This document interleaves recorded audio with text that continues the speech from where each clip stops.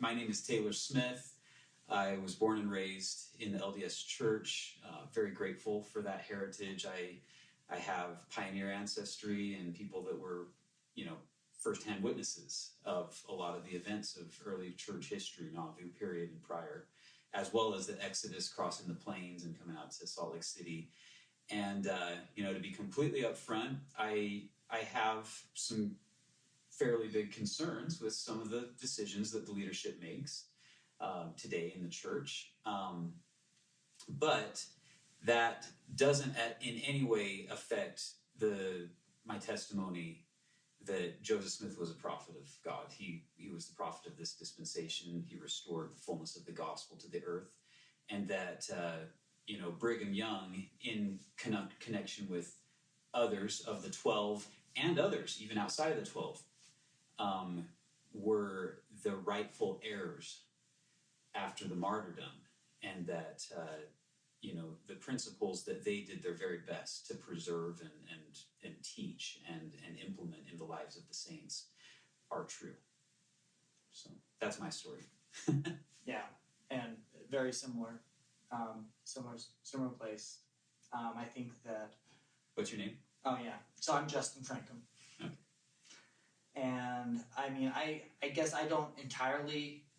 I consider myself a member of the church still. I'm not sure the church would necessarily have me as a member because I do have some different perspectives. But I do believe that the church is the restored church. I believe it's Christ's church. I believe that it is fulfilling its purposes, God's purposes. It's proclaiming the gospel. It's leading people to Christ. And that I have no desire or intention to have anybody go anywhere else. I think that's where people probably should be. My path's gone a little bit different than that. But nonetheless, I guess you could say I sustain the church and its mission. Same, yeah. And uphold that. And I don't want to see people, especially people who are still very much involved in the church, to be losing their faith and having these crises due to these absurd arguments from what I would say are clearly charlatans. And historical lies. Yeah, and historical lies. Yeah. So that's where we're coming from. So I can't remember, did you introduce yourself at the beginning? A little bit. So okay. Just so people, I just want to share my background a little bit, yes. So people can a little bit understand my journey, because there's been a lot of accusations against me as well. So I'm Kimberly Smith, and born and raised in the church. I do come from an inactive family, divorced parents, and so I feel like my faith journey is one that, because the gospel wasn't just laid at my feet in a way that was typical of most, I really had to fight for my testimony.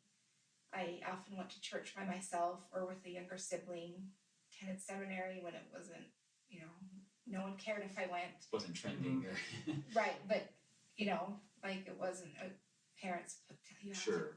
No family pressure. Right, it was because I was like, I want to learn the gospel of Jesus Christ. I feel like I was one that was just born with a testimony. Must have been in my blood before I came here. Bruce R. McConkie called that believing blood, and I like to think that. I just always had a testimony, and so I really sought the church, right? Like, in a time when I didn't have to go to church, no one pressured me to go to church. Even at times when I was at church and no one noticed I was there because, just a young person there by myself. So I gained my testimony through my own diligence, is what I like to say. And I served a mission. I went on a mission even at a time when didn't have the support of family to do so, and at a time when was threatened that be disowned if I went, but I went. However, there was a miracle story on that, so not to throw my dad under the bus, he ended up supporting me on my mission, even though at the beginning he grumbled at first. He made a few threats and then became supportive, and I consider that a miracle. And so, and I've really enjoyed just diving into the history of the church and learning my own roots, and I'm a traditionalist. I believe in our traditional story of our history, and I don't think it's something that we have to be ashamed of. And that's the perspective that I'm coming from. And so I want to defend the history. I want to defend the names and the characters of those who laid the foundation of the restoration, because they are under attack. But anyway, should we dive into this? The Justin Griffin had the documentary, if you want to call it that, recently published or released on YouTube, of who killed Joseph Smith, and it presents it as if there's a question, as if at the beginning of the film he didn't know the answer. Well, right. He doesn't explain his own motive in doing this. I mean, one of the most ironic things is the opening scene. He's talking about how he's driving out. He's driving out for his very first time to see Carthage. And meanwhile, down below, subtitles, Justin Griffin, Carthage researcher. Mm-hmm. And it's just like, that's kind of fun. I don't know where else you go off calling yourself an researcher in a subject that you've. This is your first time ever going to really a place that you're purporting to be an expert on. Yeah, the history there. I mean, it creates this narrative as if though, like, he's just somebody who wants to explore this subject. For some reason he finds this interesting, and he's just gonna grab a camera, grab some friends, and they're gonna go and do some research to get some idea on, let's learn about something, and I don't think there's anything wrong with that, but is that really the premise he's operating from? Is that really an honest representation of where he was when he started filming? No. Or had he already reached certain conclusions and was just portraying himself that way? So, like I said, going back to when I first started noticing this movement going on, and it was almost like this, they were on a crusade or a missionary effort to try to convert members of the church to this new idea or new way of thinking that the church had been taken over by Brigham Young. And so I started kind of following the Doctrine of Christ group, So were they operating from within the church or as a separate organization? Well, at this time they were just members who were just faithful members of the church who were discussing the doctrine of Christ. How can you be a faithful member of the LDS Church and think that Brigham Young was a murderer or usurped the control? Right. Well, that's where I think that where he didn't represent himself of who he really was. It's kind of a disingenuous. Undercover. They felt like the LDS Church is their mission field, right? That it's their mission to now convert people to the true doctrine of Christ. So it's very similar to like a lot of anti-Mormon Christians, right? Who think that the Mormons are all wrong. They're worshiping Joe Smith, and we need to go in there and share shocking information about their past to convert them to true Christianity. Right. Yep. That's the same premise. And so I was watching this kind of schism going on just on social media and all these, it was at first it was kind of almost like laughable, like again I'm just looking at a historical perspective, like as a researcher and knowing the historical evidence, right? I'm just like, okay, no one's gonna fall for these ideas because it's just not backed up with historical evidence. And so, but then it was actually a growing movement, and it was more and more people were becoming convinced. And so I was watching what they were saying and what they were doing, and so that's how they were getting people over to their side was Brigham Young. There's top leaders of the LDS Church now are in secret combinations, but it's really started with Brigham Young. It was just sensationalism, right? Sure. And so I'm just watching this, and I was just following their conversation, and a few people tried to recruit me. Justin's wife tried to recruit me a few times. Obviously, I think she realized she got the wrong person, right? And so I just, like I said, I was just watching it and knowing that, okay, this is where they're coming from, and they're trying to now just prove that they have the authority, if that makes sense. In order to say the authority is now with us, we have to take out the rightful authority. Kind of just what was happening back in Nauvoo at the same. This battle's been going on since Nauvoo, essentially, where we have to dethrone Brigham Young so we can claim the rightful authority. And so this is just a modern day battle between what was happening in Melbourne. But it's kind of strange though, Right. right? Because they're coming from the LDS church line. I mean, if you believe Right. in priesthood authority and transmission of that, then if Brigham Young did go astray, then that puts them in the water too. Right. So how can they restore something when they are attached by their own claims to a dead branch? Right, and that's where the idea comes in, where you have Phil Davis coming in, right? Oh, So so he's the restorer. He's the restorer. So the church never had the Melchizedek priesthood So, because so Joseph's restoration failed when he died. So Right. Phil Davis is the new. so Restoration. essentially their claim is Okay. that the church lost the Melchizedek priesthood. They actually claim they lost it in 1834, and Brigham Young lost it in 1834. Wait, Joseph Smith was alive in 1834.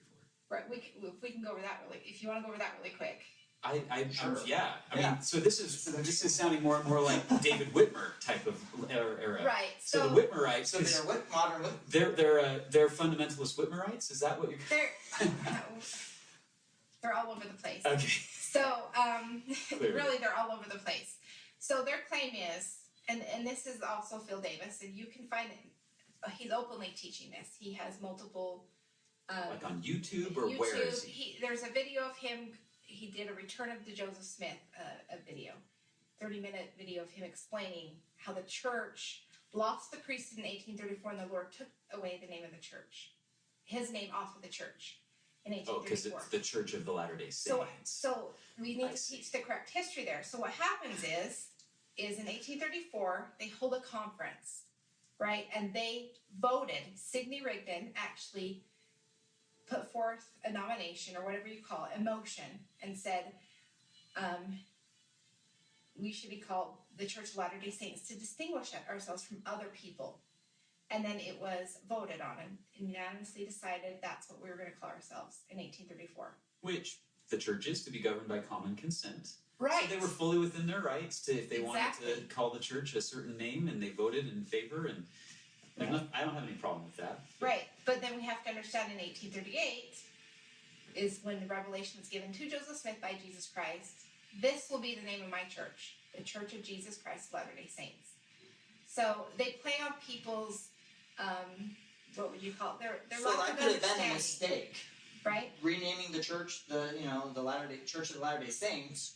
You could argue that was a mistake, and then the Lord corrected it through revelation through His anointed prophet, who gave a revelation about it, and then the name was. And then the church voted to sustain that revelation and say, okay, we are going to rename ourselves. Because I think that common consent is an important principle both Right. ways. So the church maybe was well within their rights to, by common consent, change the name in 1834. But if it wasn't quite in harmony with the Lord's will, and He revealed it through Joseph in 1838, but then the people could have rejected it, Right. and it wouldn't have been the right thing.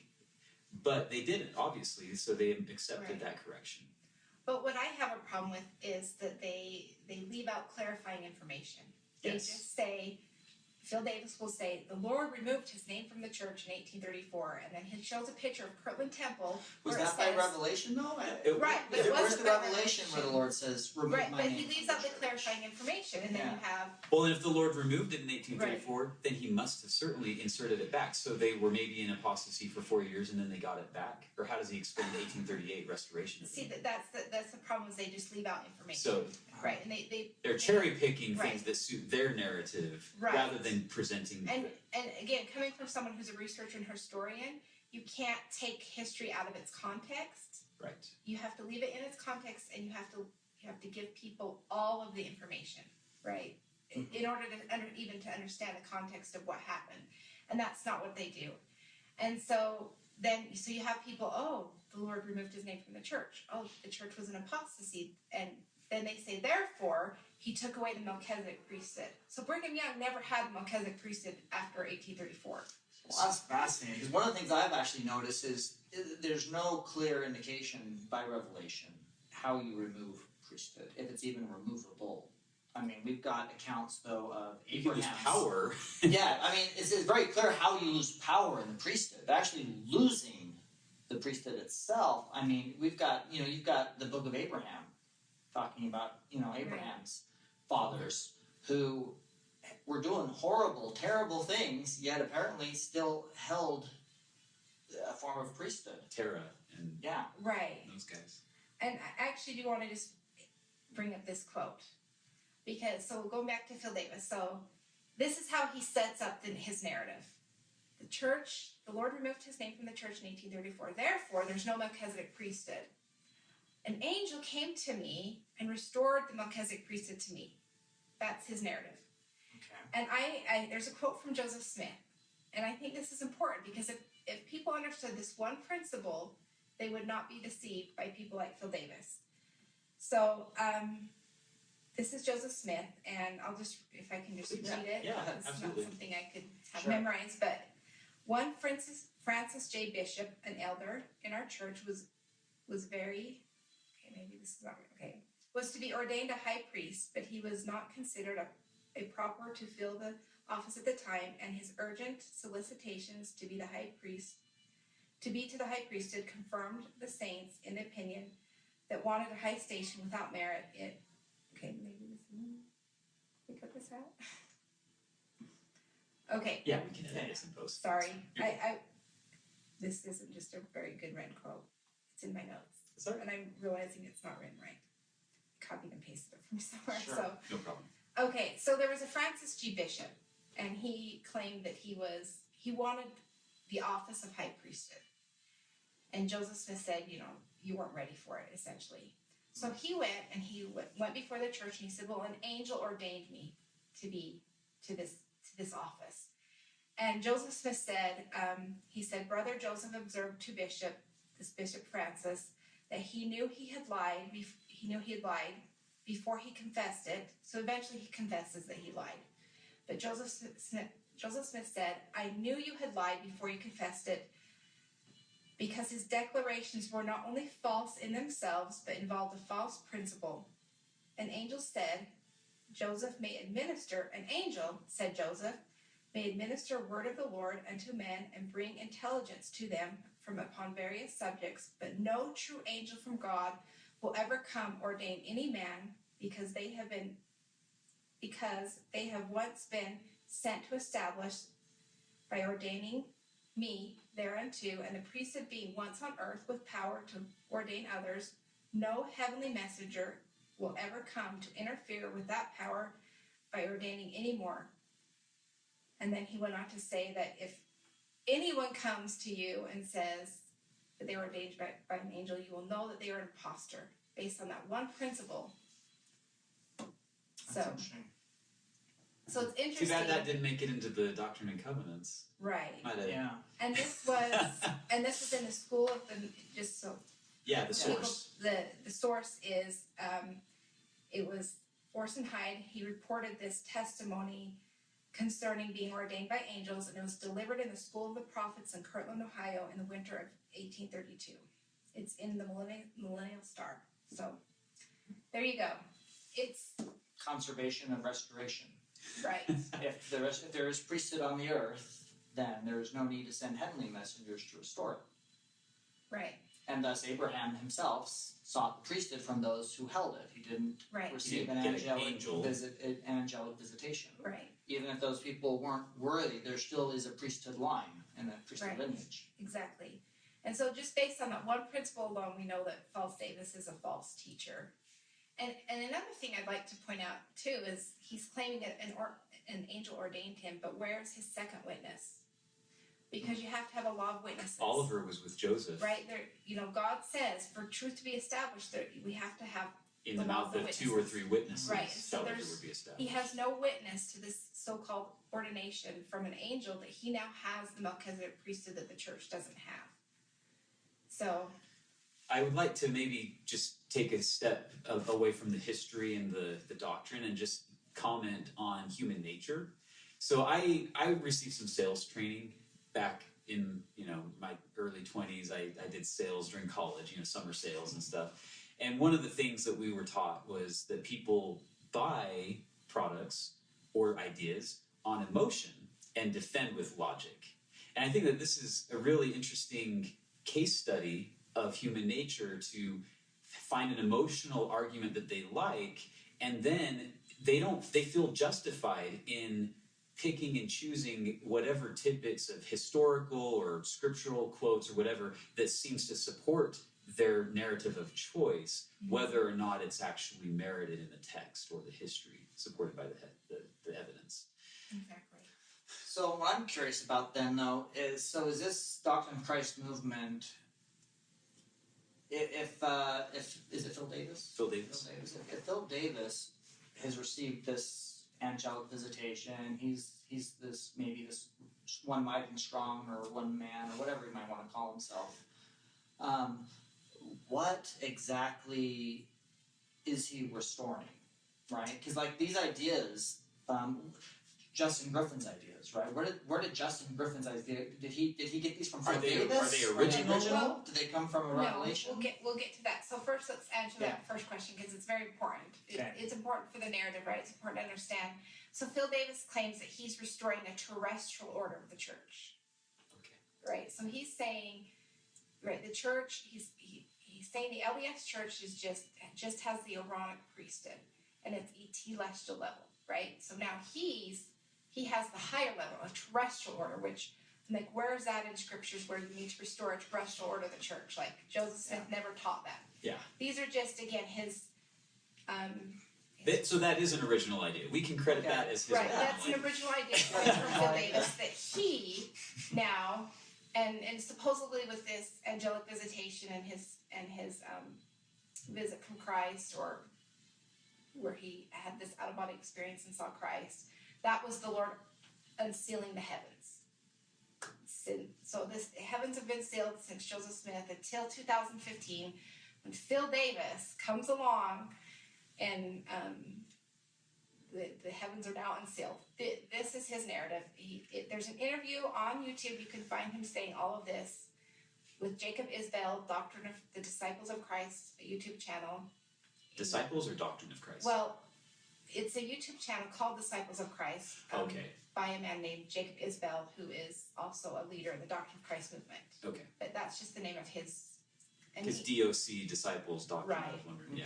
Okay. And so, which is interesting because Alexander Campbell had a similar movement. Oh, I can think of a bunch of others. Right. Have you ever heard of Jim Harmston? Yeah. Yeah, yeah. There's no shortage of men who have claimed to have experiences. And so getting back to where this idea came from for Justin Griffin, it's interesting because I had someone reach out to me who's really good friends with John Hayek. Hayasek. Hayasek. Okay, Yeah. Thank you. Or Hayek. Hajike. Right. Yeah.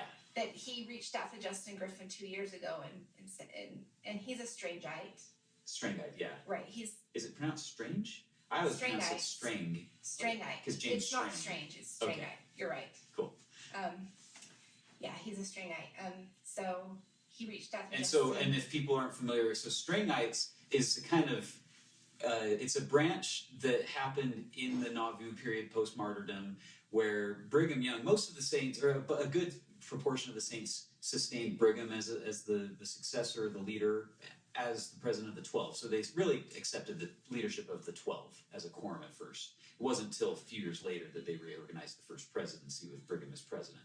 But so then some people decided to remain in Nauvoo, not go west with the Brigham branch. And so they are what we would call the RLDS. Well, there was another branch of the saints who went up to, I want to say, Michigan after the leadership of a man named James Strang. Interestingly, Strang was a polygamist and claimed that Joseph Smith taught him polygamy, the principle, but he was never part of the Quorum of Anointed that I can find any record of. So he had heard about certain things, and I think he just felt.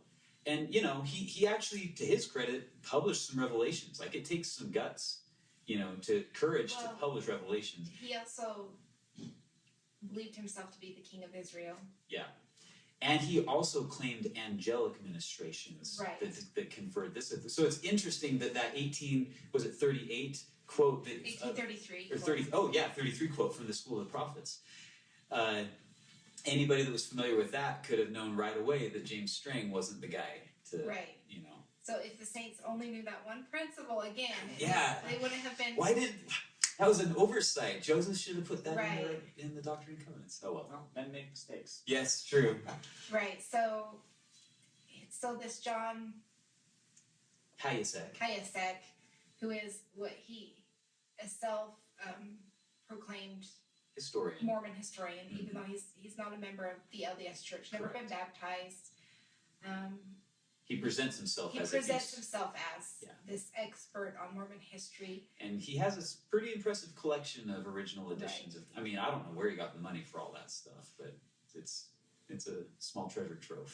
Right. I think he sold something to the LDS Church for several $1 million. So Oh, that'd do it. That'd explain it. so now I think that's his full-time job, is just collecting Yeah. Mormon memorabilia and then going around and claiming to be an Exhibiting and right. Yeah. So he presented this theory to Justin a couple years ago, and Well, and it wasn't original to John either. it I mean, wasn't. this is really, it all goes back to RLDS fundamentalism, what I Right. would term.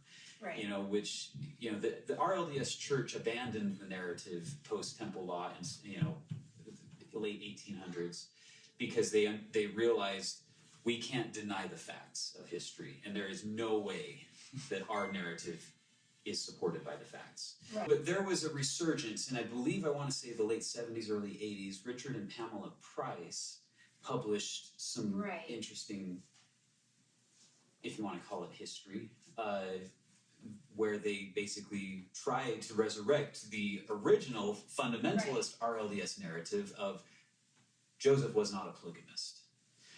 But interestingly, the RLDS Church rejected the Prices as these fringe, you know, and so I don't know if they were Right. ever excommunicated or what, I don't know their full story, but I did read their stuff, you know, 10 years ago or so, maybe long, give or take. Right. And so to see then Ronald Karen come out and then this Justin Griffin and all of these people, it's like they're thinking that they're so original. This is just the same stuff that Right, Richard and it's- Pamela Price published 40 years ago. Well- And it goes back to the RLDS Church back from the 1860s. So Yeah. none of it is original. Yeah. I like the word you used, resurrect. They're resurrecting the old narrative, the old RLDS narrative. Yeah. That's all they're doing. Well, I think we might have gotten ahead of ourselves a little bit because we're talking about polygamy here, right? While Justin Griffin's documentary has nothing to do with polygamy, does it? Yet. Yet. Okay. So yeah, he did the So- part 2. Yeah. So we haven't part discussed two- this. But right. we all know where he's going. Well, the part 2 is the motive. Spoiler alert, part Right. 2. It's the motive, and the motive is they took over their church for polygamy, and then in part 2 they'll try to prove that Joseph Smith never taught for marriage. So this whole Brigham Young conspiracy, Carthage conspiracy. it's George the Taylor. Carthage So conspiracy. if we can tie this into the Richard and Pamela Price story, if we want to really go back. So in the 1980s, I think his name is Richard Howard. He is the first professional RLDS historian, right? He comes out in a conference and he basically drops a bombshell and said, "Yeah, the evidence is conclusive. Joseph Smith taught and practiced polygamy, and it started in Nauvoo," right? And so they basically, you know, kind of had to concede a little bit that their position that they've been wrong. You know, their church is based on two things, right? Their RLDS church is based on two things. Brigham Young is not the rightful successor, and Joseph Smith never taught for marriage. Mhm. So how do you hold on to authority? The polygamy angle's gone. They come out with a Carthage conspiracy. So Joseph, Richard Howard, the historian? not Richard Howard. Okay. So Joseph M. Smith, who's kind of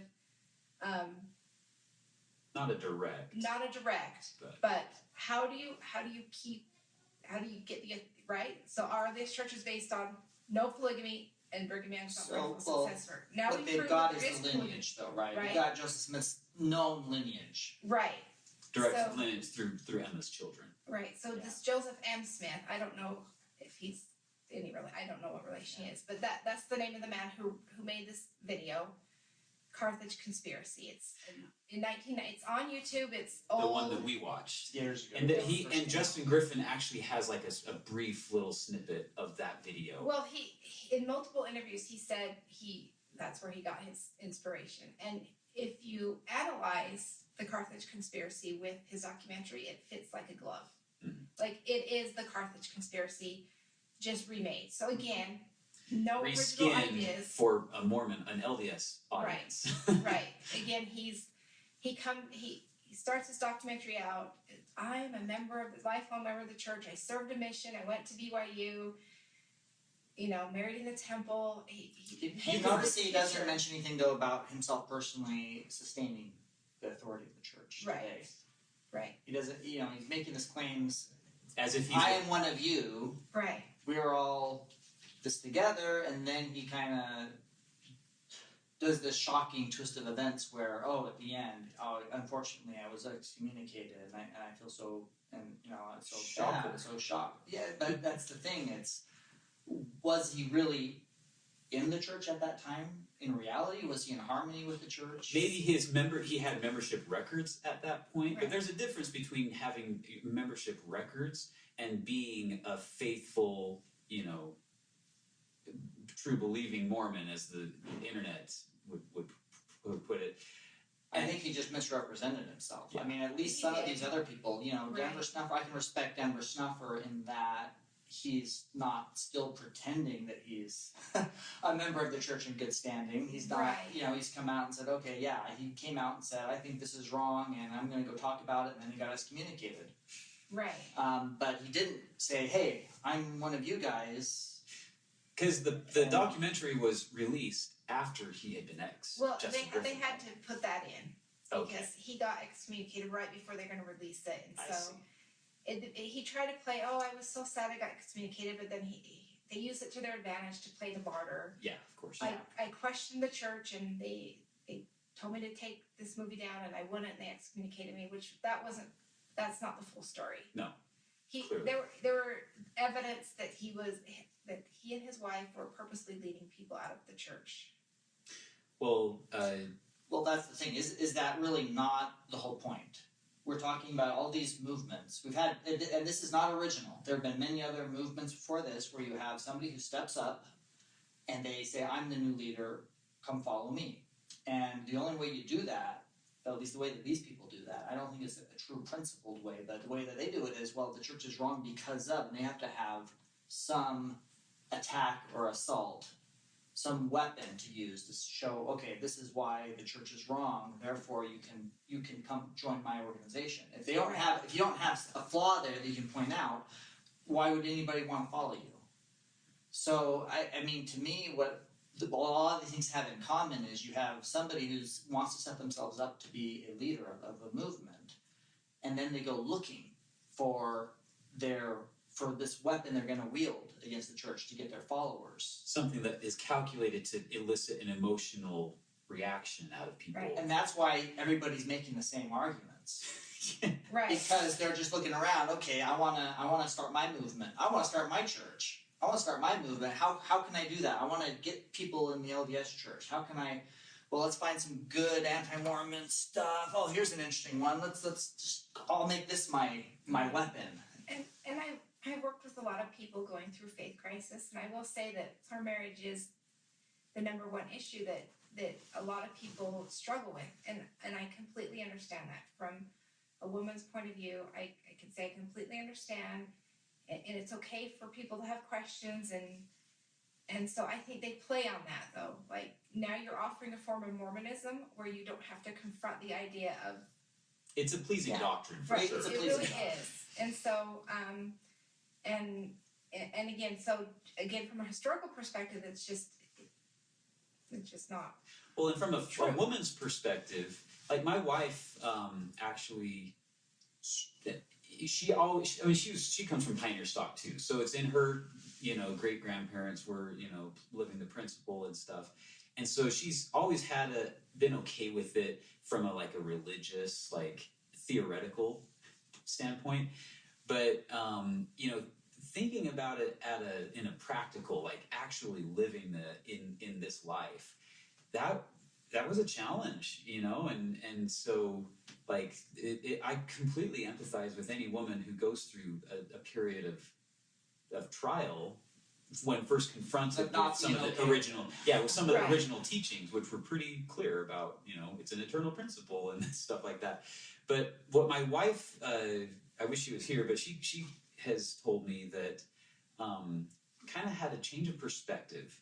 Because so much the narrative, like because of Warren Jeffs and all of these terrible examples of people doing a very corrupted version of the principle, the perception is that it's all about a man having multiple wives.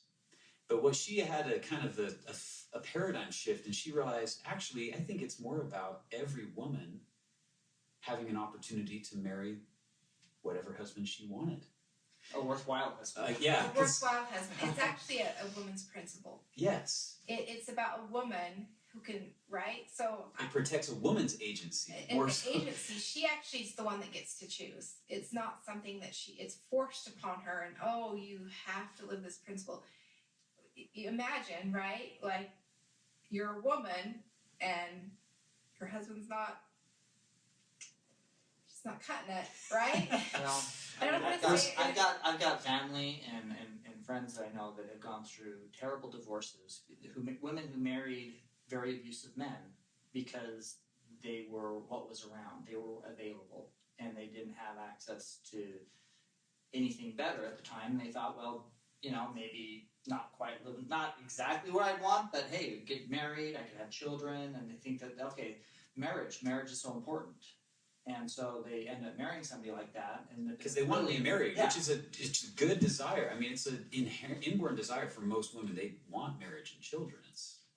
Right. But then the guy turns out abusive, turns out completely worthless, and all of a sudden realizing that, okay, there's worse things than being married to somebody who's not quite what you want, and maybe better to be divorced at that point than for your safety and for your children's safety at that point sometimes. Yeah. Well, and the other thing is, like my friend Ryan Cragen, who is a sociologist down in Florida, I believe, professor, he's published a paper, just like a sociological study, talking about the marriage crisis in the LDS church community, and this was published 10 years ago, I want to say, give or take, and it found that for every 3 single women in the church, there's only 2 single men in the church. And so even if every single man married one of the single women in the church, there would be 50 or 33% of the women, it's like musical chairs, nobody gets a husband. And so I think that's a sad commentary on the state of the church that, and it could just be a lot more women just are kind of naturally more faithful and preserve their testimonies. It could be other, social, biologically driven factors, but frankly, I believe in the principle, not that I'm like promoting it or saying everybody has to live it or anything, but give people agency, give these women an opportunity, because it's kind of slim pickings for a lot of women in the church today. Right. What would it be like? What a blessing would it be for women who desire a good husband and family and children with a non-abusive relationship if they were to open up that pool? Right. And I just want to clarify really quickly, because the Doctrine of Christ group has accused me of being a closet polygamist because I am... Well, what woman would be? Right. Well, the claim is because I defend our heritage. Yeah. It's our Israelite heritage to begin with, but also our Latter-day Saint heritage. I defend the heritage because I've read the women. I've read the stories of the women. They were noble, they were honest, they were righteous, and their stories aren't being told. And I've read the women, and I want to defend their character. 100%. And so that makes me a closet polygamist, or Justin Griffin. Are you also a closet consecrationist? Are you a closet gathering of Israelists? Literal gathering of Israelists? Right. I mean, there's all kinds of restored doctrines, though, that aren't being lived anymore. I think we all ideally would want to be living these things. Right. These things were restored by Joseph Smith because they're intended to be what would create a Zion society. Don't we want a Zion society? Right. Well, he said he was going to revolutionize the world, and so we have to think outside the box here. That what we're doing right now is not revolutionizing the world, right? What he wanted to restore was a restoration of all things that would change the world, and I think, like you said, women being married to righteous men would revolutionize the world. It would take away a lot of society's ills if women were under the protection of a righteous man, no matter how many wives he already had. And I think the women understood that from the stories that I've read and their testimonies. Most of these women that accepted the doctrine, not only did they accept it because they themselves had gained a testimony, but most of them did have angelic visitations or the heavens opened up to them. So they had a perspective that none of us currently have. They have knowledge of eternity that none of us currently possess. So I love that because anybody who rejects the principle of polygamy, how many of them claim that the heavens were open to them and an angel came and told them it was a false principle? Maybe some. Very few, though, I would imagine. I've never really heard that. Wait, this goes out on the internet. Oh, yeah. Sorry, we're giving a lot of people ideas. It's a recipe card.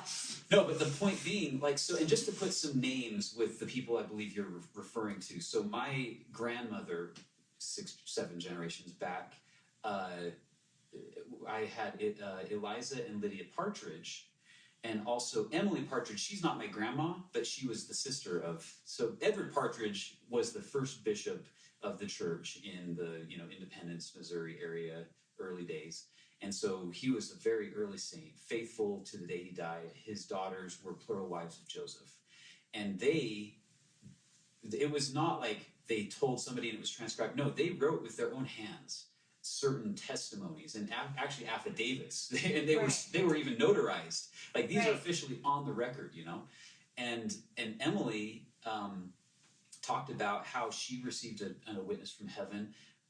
Mary Elizabeth Rollins Lightner, who I'm not related to, but I've read her account, which is very amazing. Like an angel came, and at first she kind of was scared, and then she came back to Joseph, and he's like, well, that was an angel. Why didn't you ask him for the witness you've been wanting? Type of thing. And then she did get her own witness as well. Violet Kimball, Heber Kimball's wife, who had a major trial of their faith when Joseph asked Heber or actually it was the Lord asked Heber to give Joseph his wife Violet. And then so Heber couldn't even tell her. And because Joseph, it was so overwhelming, like what, and so he couldn't even tell her, and he was like walking around the house, couldn't eat, couldn't sleep for 3 days. He was like a zombie, just wandering around and just so cast down of spirit.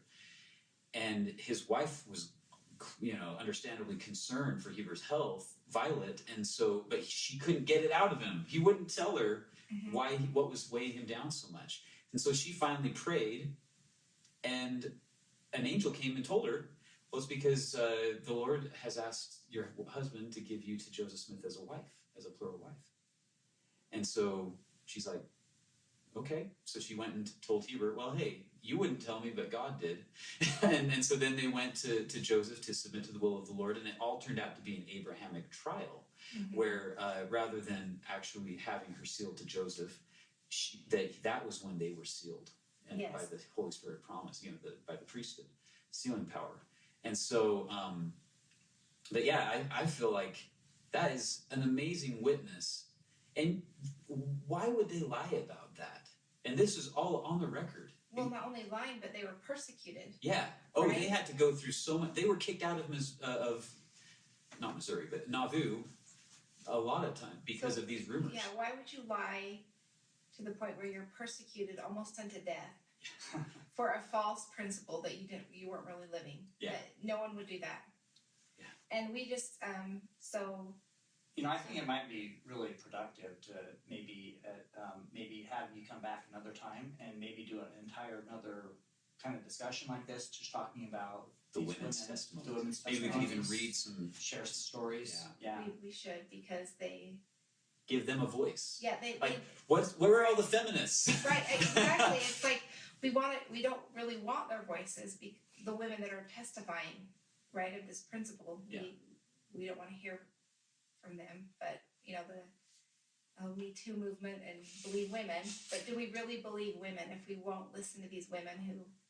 Only if they toe the official and feminist narrative line. Right. Yeah. So yeah, it'd be good to have one on just the women. Yeah. but just kind of coming back into this, since we're talking about weird motives. Why would people be doing this kind of stuff? So we watched Carthage Conspiracy when it first came out on YouTube way back when, and which was the RLDS.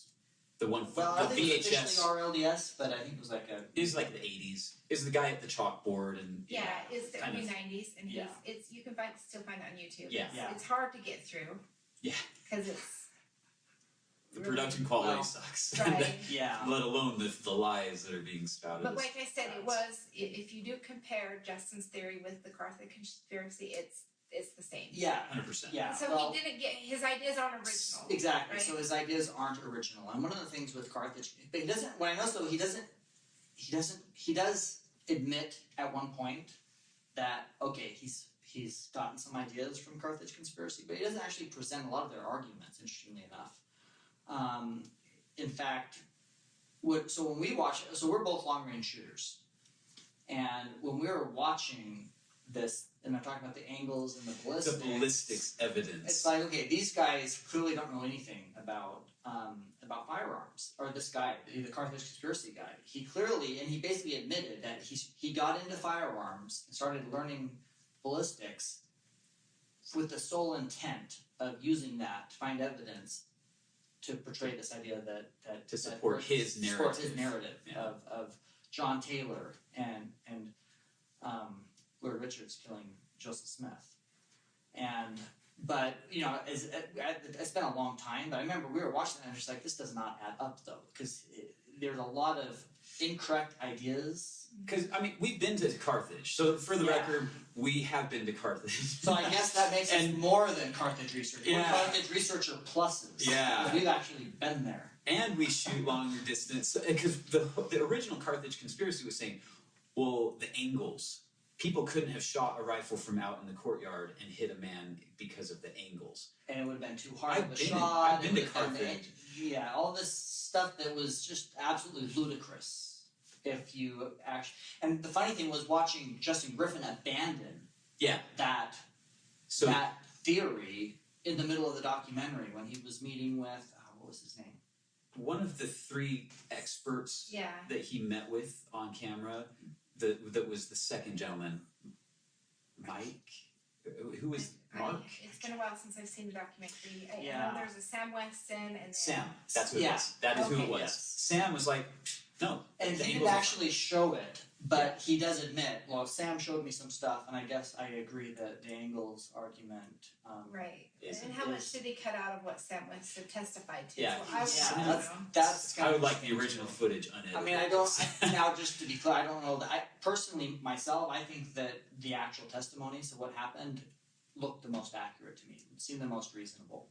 And there's a few things that with their ballistics testing that they supposedly did that were severely flawed. Unscientific. Well, very can you call it unscientific. ballistic testing if you're not using The same gun, gun. Yeah. the same bullets, you're The same using wood. The same wood. the same wood? A Like, door, hanging stuff by a string is going to absorb the momentum of movement. That's the whole thing. Well, it was John John Taylor's Taylor's pocket testimony watch. of getting moved back into the room when he was about to fall out by getting shot. Well, that's energy, right? There's Right. so much energy in that bullet, and that energy hitting something that's Diffuses. grounded is going to just shock that energy and disperse it everywhere. If it hits something that's in play, it's going to transfer energy into the other object and can cause movement. So if you're setting something up on a string or a chain and shooting it, And there's a piece of wood behind it, a backboard. So, because like he did the visual demonstration of shooting the pocket watch replica, uh-huh. and it shatters. Right. And then you compare that with the pictures of John Taylor's pocket watch. but he's got that held up against a block. Yeah. So when All that force has nowhere to go but into that pocket watch. A pocket Right. watch on your body, especially if you're falling out of a window or feeling like you're losing your balance on edge, that energy is going to move your own body. It's like the Newton's back cradle. too, right? Right, yeah. it transfers the force into whatever's behind it. If it's a stationary piece of wood or a block, it's going to put all of that force into the pocket watch, which Unsurprisingly, it exploded in a bunch of pieces. But that doesn't make the John Taylor testimony less plausible at all, because if that force was then dispersed into his body and it provided backward momentum to prevent him from falling out of the window, that explains where the force went. It didn't go into the watch. It went into John Taylor's body and displaced his mass back into the window. Well, and that's a lot of the reason why with ballistics in general, it's so unpredictable. Yeah. Because there's just so many different ways that energy could disperse. Yeah. And I want to point out too that it was actually the coroner that first said that the watch was hit by the bullet. It wasn't John Taylor, so of course because he probably wouldn't have been conscious enough to realize it in the moment. Yeah. So John Taylor then that's what he's been told by the coroner who examined him. Wow. Mm-hmm. So that's an important point to bring out. Again, you can't leave out these clarifying information, right? It tells a different story when you give all the information. Yeah. But so the Carthage conspiracy documentary at this point is completely debunked. Right. Even Justin Griffin in this new version of it basically debunked it. The only thing he held on to was the conclusion. Right. That's which again, in my opinion, he very falsely misrepresents in the documentary, because they present these different theories as to what happened, and he's got this 6-point scorecard. Well, why 6 points? Why not 7? Why not 8? Why not 20? Out of all the different things you could choose, he picks 6 things very, very arbitrarily. Like, what about the fact that John Taylor, Brigham Young, and Willie Richards were all close friends of Joseph Smith, that Joseph Smith trusted? Why isn't that point number 7? Because that would make the final conclusion that he comes up with at the very end very implausible. Right. Well, and not only were they all close personal friends of Joseph, John Taylor and Brigham Young were not close personal friends. Right. They kind of butted heads quite a bit over the course of the rest of their lives. Right. Even at the end of their life, right? Yeah. So Brigham Young, at the end of his life, was a wealthy man, possibly one of the most wealthy men in all of Utah. He was, yeah. For sure. John Taylor was impoverished. was one of the He poorest. was impoverished, and so he's the one that did, Well, if he was really the trigger man, didn't you think he would have leverage on Brigham to say, hey, why don't you share some of this? Right, exactly. Like, that makes it... So John Taylor... Oh, let's bring in William Law. Oh, sure, yeah. While we're talking about conflict, because basically he must have been somewhat in on this as well, because he went out there and was organizing and inflaming these mobs that Brigham Young and John Taylor supposedly conspired to use as cover. Yeah. So why would William Law play into helping John Taylor and Brigham Young? Because they're basically, to a certain degree, co-conspirators. And the mob in general, maybe not just William Law, but all the people involved in the mobs. And let's clarify some of the history. So, who is William Law? William Law was a counselor in the first presidency to President Joseph Smith in the 1840s of Nauvoo. Right. William Law wrote an affidavit that was published in the Nauvoo Expositor, saying that Joseph Smith approached him and talked and told him about polygamy. Right. And basically, so William Law was a first-hand witness, published this affidavit in the Nauvoo Expositor, exposing that Joseph Smith taught him polygamy. Is that plausible? Is there any corresponding evidence to that? Oh, yeah. So, and then they actually describe various things about this revelation that was read at the Nauvoo High Council meeting. Mm-hmm. So the Nauvoo High Council meeting, Hyrum is reported to have come into the Nauvoo High Council, read Doctrine and Covenants, section 132. The section though had not been published. Very few people had ever read or knew about section 132. But if you pull up the Nauvoo Expositor affidavit of William Wilson Law and William's wife Sarah, I want to say, they describe this meeting and they talk about various points of this revelation that are verbatim paraphrase quotes from the section 132 revelation. So how would they have known about all of those specific quotes if Brigham Young made it up? If Brigham Young made it up and the section 132 was not published contemporaneously to that? Right. That's a good point. So, and also William Law, we know, was invited into the Quorum of the Anointed. Correct. And then immediately disassociated. Yeah. So William Law was faithful, upstanding. He was in the first presidency, for heaven's sakes. But when he was invited to the Quorum of the Anointed meeting, he came to one meeting with his wife, Sarah. At least that we have notes. That we have record of. Mm-hmm. And never once came to another meeting after that, and then distanced himself, and then published his affidavit in the Nauvoo Expositor. Right. So this is a body of evidence that overwhelmingly corroborates itself. It's internally consistent, and it paints a bulletproof case that William Law was not a friend of Brigham Young. But apparently he was a co-conspirator. But He knew about Brigham Young's fake revelation that he was preparing, and so William Law must have been in on it. Which is absurd. And I guess his role in the conspiracy must have been to create a mob. Fabricate evidence. To create stir up the mob, to cover up.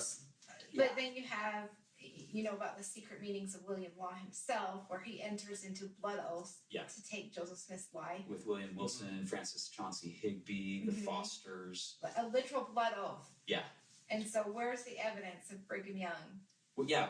Was Brigham on the and I would record? like to know too if they say that Brigham Young ordered the hit. Where's that evidence? Right? Yeah. Where is he's back east, right? Yeah. So well, actually, according to Ronald Caron, he was actually hiding in somebody's house in Nauvoo. Right. Wow. No, he was back east, of course.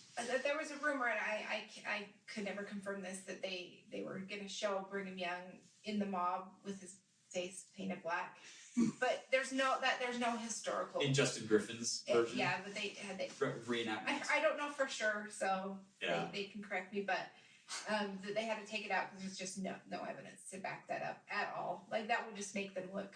Well, but there's no evidence of anything else, and they still publish the documentaries. So that's true, Yeah. but maybe they realized that would be too far. That would be going too far.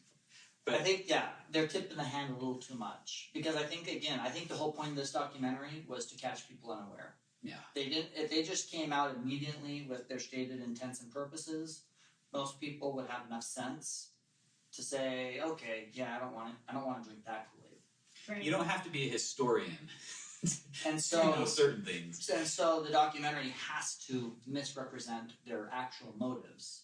right. To kind of lull you into sleep and to kind of help you put your guard down. Get you to lower your guard, lower your common sense, Your critical Just thinking. critical thinking. Right, and I think just as a culture and as where we're at is that we feed off sensationalism.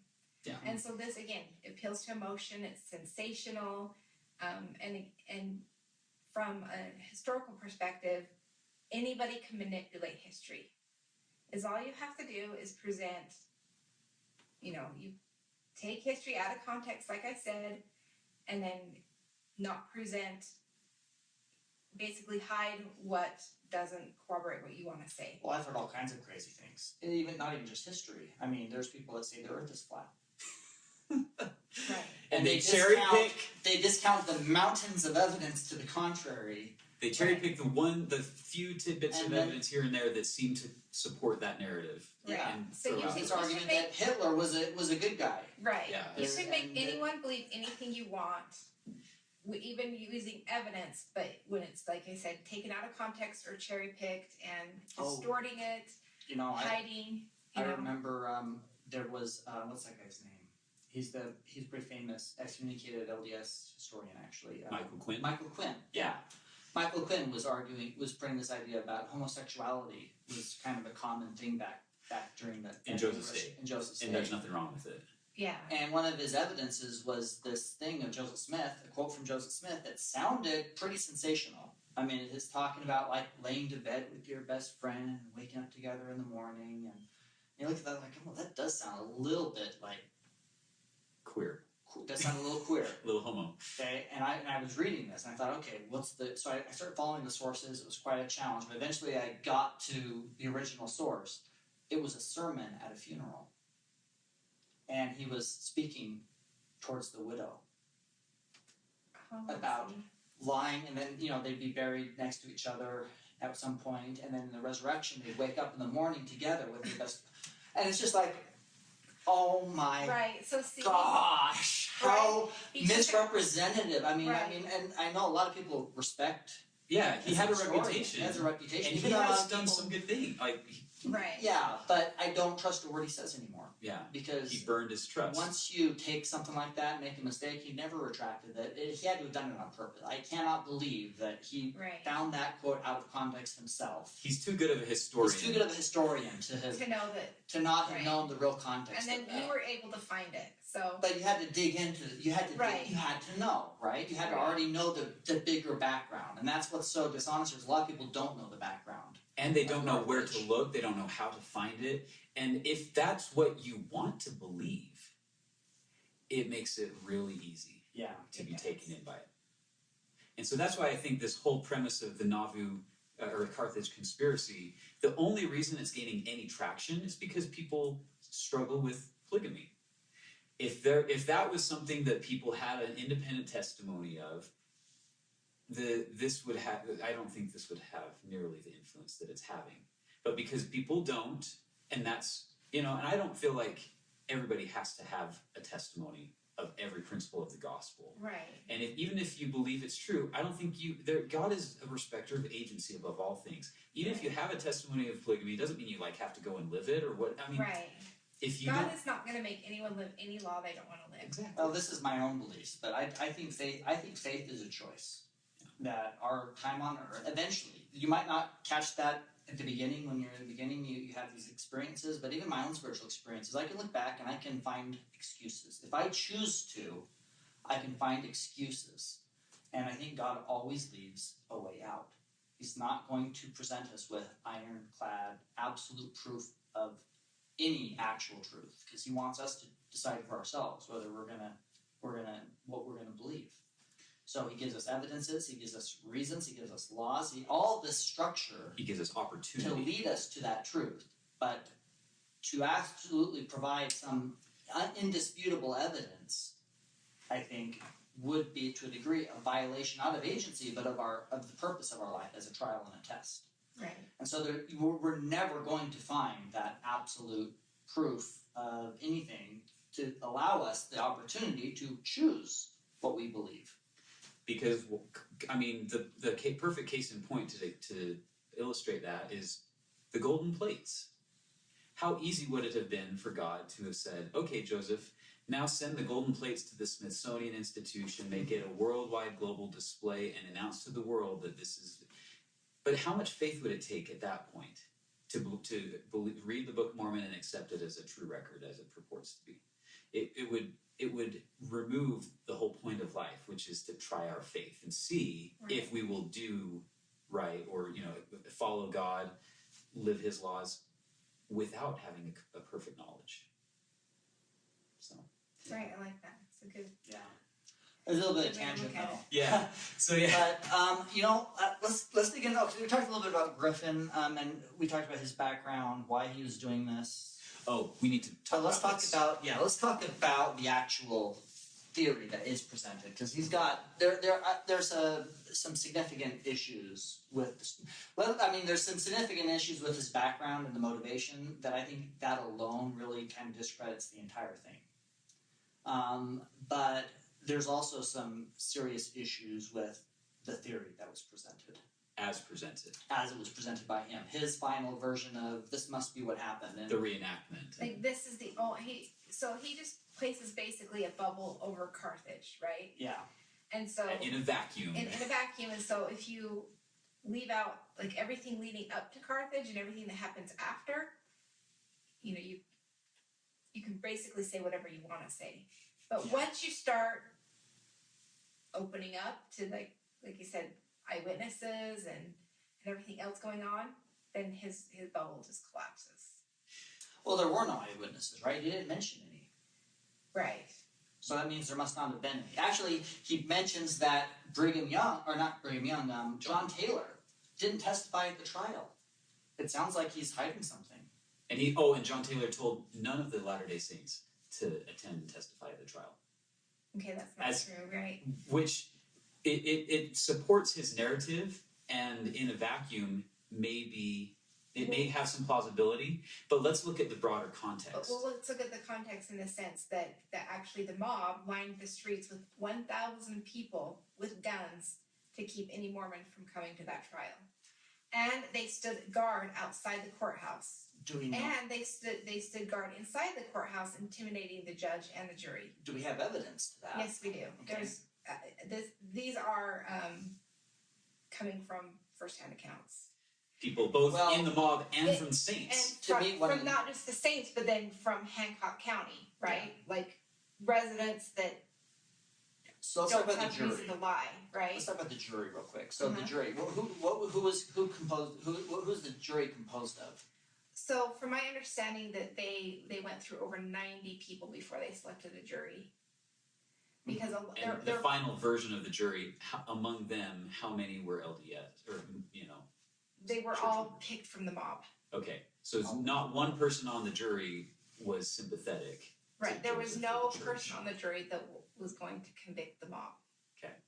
So, were any of the 90 people that were reviewed by the... Well, first of all, because people were scared. So Sure, it's sure. not just they went through 90 people because people were like, because they themselves were being threatened from the mob. You do not find us guilty, or you're right. They were being threatened. So you finally get how many people are on the jury that are handpicked by the Usually mob. 12, I think. Right, but 12, right? But so of the 90 people, how many of them were Mormon? None, as far as I know, Okay. is my understanding. I believe there was a few, but the numbers Oh, were, you- But none of them were selected. but none of them were selected. None of them were I selected. think it was 3 at one. I That think Oh, it was okay. three. 3 of the 90 were LDS, but of course they were not selected because they would have been sympathetic, or They weren't selected. none of them were selected. Okay. That's So- a detail I didn't wasn't aware of. Okay. But it makes the whole thing, it just shows like, okay, so it looks like a kangaroo court in a lot of ways. Where did they even get these men? Did they arrest them? The men that were on trial? Were they out of state? Some of them had actually fled Missouri. Right. So the ones that fled were the ones that actually had the wounds, because that was proof that they had been there. The 3 men that Joseph had shot. The 3 men that he fought, they're the ones that fled that never actually showed up. But some of them fled and did show up. Right. They came back. Why did they come back? That's a good question. Okay. There's some, do you still have that? Yeah, so there's an article put out. It was a legal website. It wasn't an LDS It was website. not It was just LDS. a It was legal not website. religious. It was a legal website looking at interesting Historic trials. cases Okay. from a legal perspective. And it talked about how a lot of these defendants in the trial, the people of being accused of murdering or being in the mob, had fled the state, and the only reason that they came back is because they received assurances that they would be acquitted, found not guilty. And so basically the whole trial was a sham to begin with. There wasn't even going to be a trial at first until a new sheriff was elected, who went and who seems to be he seemed to be a personally honorable man, seemed to be sincere about trying to uphold the law, preserve justice. He went and interviewed John Taylor. So one of the things Griffin says is John Taylor never told anybody what happened in Carthage until years later. He told the police. He told the sheriff. The sheriff interviewed him, and we don't have a record of the notes, if the sheriff took notes or anything. We don't have that. But the sheriff was not prosecuting and was not putting out a warrant for the arrest of these people. Then he interviews John Taylor. Then he puts out the warrant, and he arrests these men. So what do you think, John? What do you think changed? Do you think John Taylor's testimony convinced the sheriff that these men were guilty of conspiracy and murder? Why else would he prosecute if after hearing John Taylor's testimony, if he did not believe there was a case? Right.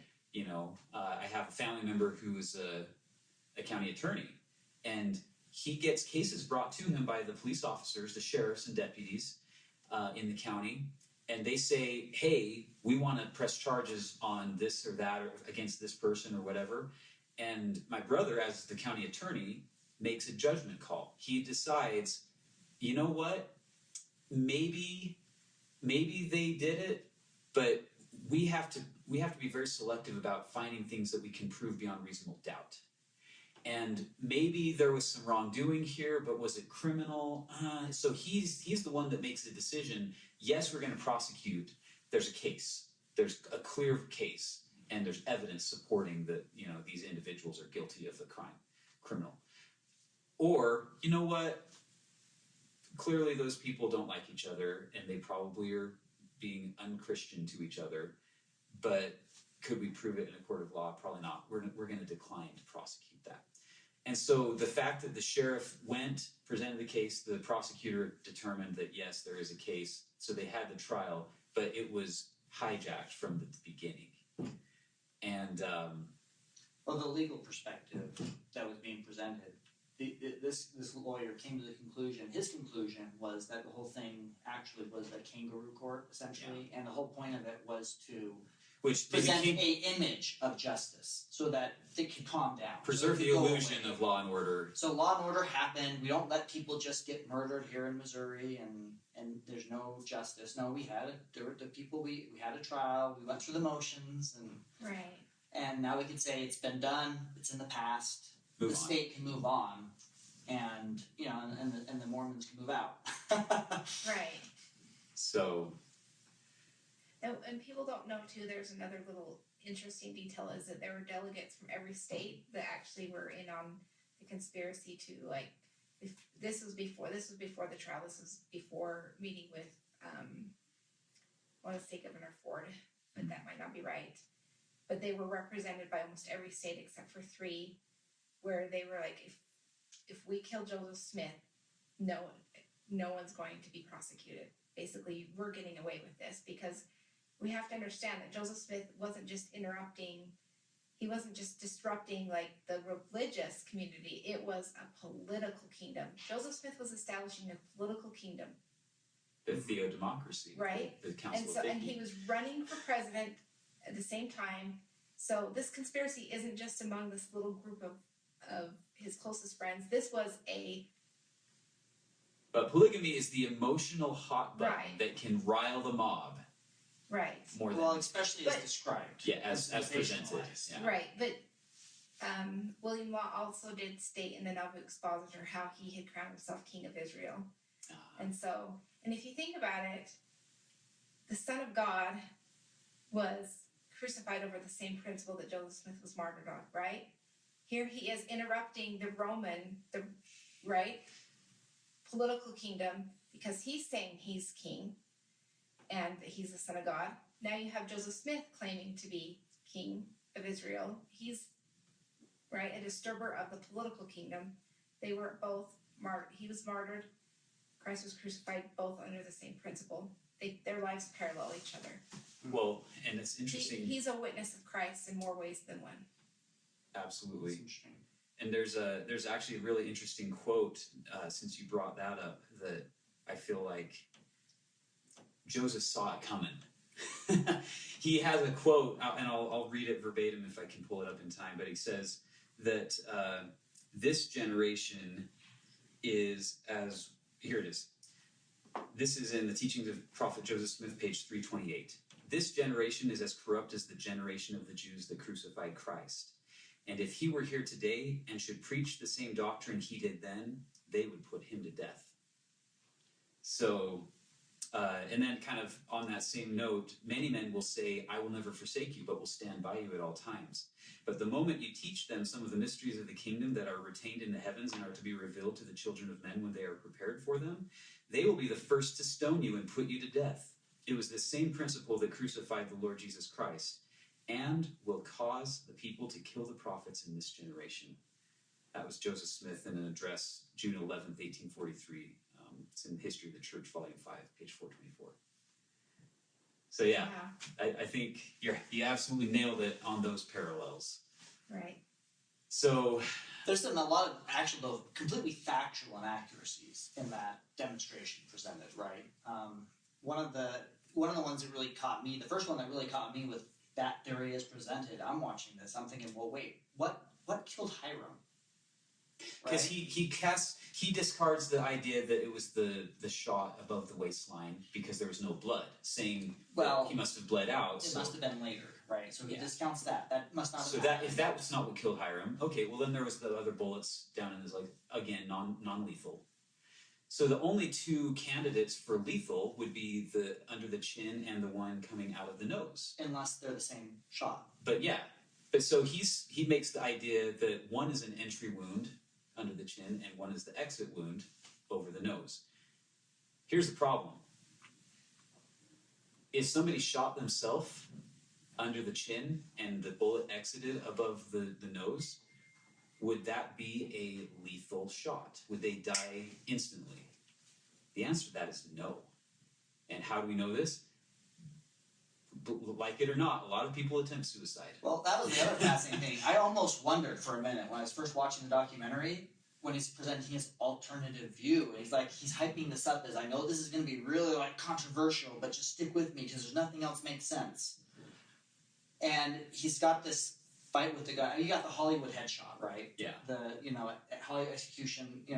People act like this is a Hollywood thing. This isn't real. And as much as it is real, what often happens is the bullet will actually deflect off the skull, travel out the back, and not even enter the head. It's not, so it's going to hurt. Yeah, it's but going to be painful, but it has a high likelihood of actually failing to kill somebody. If you're trying to kill somebody, that is not what you do. The other problem with this is, if I want to kill him, I'm handing you the weapon. Yeah, I'm just handing it to you. Yeah.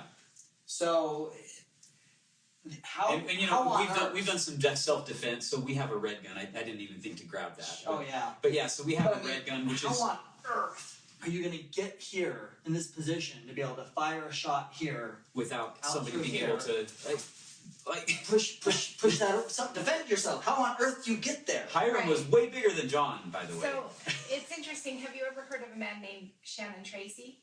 No. Okay, so he's the man that so in the 90s they exhumed the graves. Yeah. And he's the one that actually examined the skulls. Okay. Is he a pathologist, I presume, like an autopsy expert? What is he? I can't remember his title. Okay. I'm sorry, I've actually met with him personally, so I've had this discussion with him. Yeah. Right, and so he's the one that they went through, and then they were trying to determine. This was at the time when they were determining where their graves were, and so they did this thing where they're trying to see which the death masks went on who. Yeah. And anyway, so he examined the skulls, and he did his own little forensic ballistics, and he based on from the actual skull. Yeah. He's saying he can prove with the skull that the bullet came here and came out here and then skipped, because I think there's a bullet wound here. Or I'm on the wrong side. Am I on the wrong side? Came out here. It was the left side of his nose that was the left side, right, and comes out here, and so then it skips here and hits his knee or something, and he can prove that.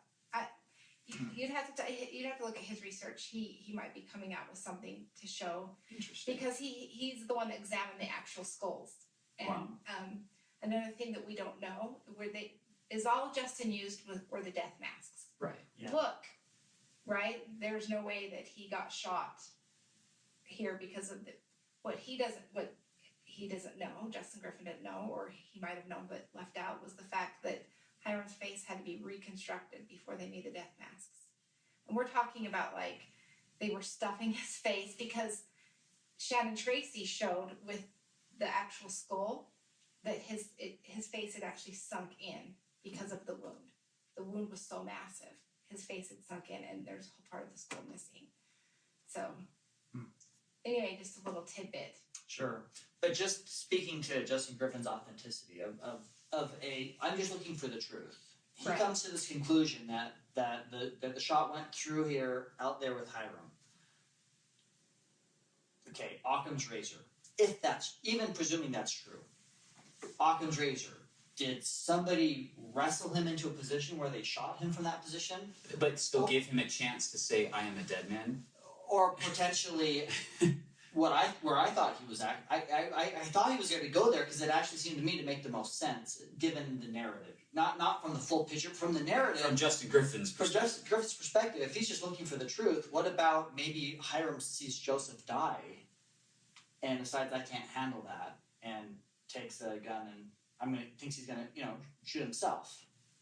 I mean that's I'm not accusing Hyrum of attempting suicide or anything. no, not at all. But that's I mean, far more that's plausible way more plausible than the Justin Griffin than what he came up with. Right. conclusion. Like, why didn't he come up with a scenario where Hyrum shoots himself like that? Because that's way more plausible. It's almost it's near inconceivable to think that somebody would get a gun under somebody else's neck just like that, just the angle to fire and to have the ball go in through here and out through the nose at that angle. It's really, maybe if somebody was asleep and you're trying to create that wound, you could get away with it, but it's not. That's completely. So point 7 on his evidence is if somebody was resisting, is this type of a wound plausible? Right. No. X. Big X on his theory. Right. That makes no sense. Does the motive make sense from the fact that these people were trusted friends? Absolutely not. 9th. What's the 9th? Oh, the 9th. Was it plausible that Hyrum was shot in the back after he died? I mean, blood-wise, that could potentially make sense. That could be one explanation for why there's not a lot of blood on that shirt there. But was that possible given the context? Did Hyram's body just lay there for hours? And the mob was just milling around, and well, then we have to understand too. There is actually an account from a mob member that went back up, and we have to remember that they scattered pretty quickly. So when did they go back up? There was a member that came, not a mob member. I'm sorry, a militia member. Carthage Grays. Yeah. so the police essentially. Right. Yes, the police essentially that went back up, and he testified that Hyrum was still on his back. So, or not on his back. On his stomach. On the stomach. Mm-hmm. So what was their theory was that they came back later and turned him over and shot him. Well, based off this Carthage Gray's account, that they didn't find him that way. Well, they And just of course committed. he leaves These that out. guys just committed murder, right? Right. Like, how many times do you have somebody come back to the scene of a murder to shoot somebody they just murdered again? Right. To make sure they did it. To make sure they did it after the police had showed up. Right. Because the mob, the police did show up. The militia arrives, Right. and the mob was still there, Right. and they fled. So they've got the police on their tail potentially. So going back to what killed Hyrum, if it was a pistol round, and this was the entrance, this was the exit wound, it would hurt. You probably in that period you probably would die within a few days of the infection. They didn't have the medicine to. Yeah, put they you didn't have back. antibiotics. They couldn't have the surgery. So, but would it have caused immediate death? No, almost guaranteed. If it was a pistol round, it's almost guaranteed that would not be a lethal wound immediately. So if one of them is an entry and one is an exit wound, that does make more sense if it's a musket ball, which is much larger, is going to do a lot more damage and could conceivably cause a man to bleed out within minutes or less, within less than a minute. Right. But a pistol round, People survive suicide attempts all the time. people shoot themselves in the head and survive all the time. I was a first responder, and we responded to a call of a poor kid. Hopefully he's doing better now, but he had attempted suicide and shot himself in the head. And he was conscious when With a pistol? With I can't remember what it was. It was a .22 caliber. And anyway, he was conscious when we got there. We brought in life flight. It was kind of very rural. And so I helped the helicopter land, and he got help, and he's, hopefully he's doing better now and has got some mental health attention. But, people survive suicide attempts shooting themselves in the head all the time. So that is not an uncommon thing. But a musket, now, if Justin Griffin was trying to say a musket ball shot through his entire frontal face, that could be plausible because that has so much more force, so much more mass displacement that it would cause a lot more damage to the body. It's right by the brain. Yeah, and so there's a lot of blood flow. It would be a head wound. I mean, death is when the brain stops functioning, and Yeah. there's basically two reasons that happened: either physical trauma to the brain, in other words, the brain is physically damaged to the point it can't function, or the brain starves. There's no Usually blood. oxygen Yeah. coming from the blood, so bleeding out. A lot of lethal gunshots happen. Is what happens. What makes it lethal is somebody hits an organ or an artery or vein, and the massive loss of blood pressure Drains the brain drains from the the blood blood supply. out. You can't push the oxygen out. The brain starves because it doesn't have the oxygen it needs. Right.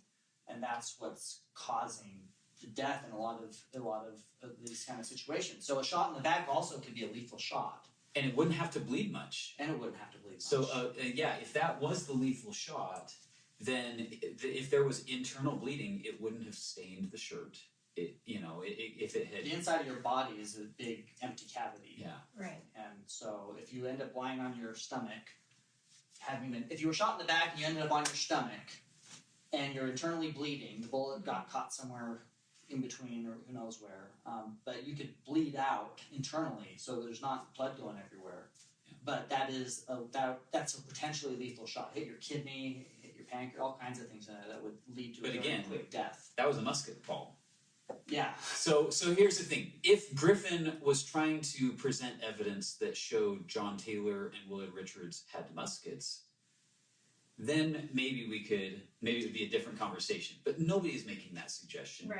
And Because that's absurd. I think it's interesting too that in an interview he said that the weakness of his theory is that there's no historical evidence that John Taylor and Willard Richards even had guns, Well, which is like, okay, for first Kind of a big piece of historical. It's not a minor detail. That's right. kind of That's a huge detail because we can account for the Joseph- 6-shooter pistol right and, and the Hyrum's, single shooter. and there's also evidence that Hyram's gun was never shot too.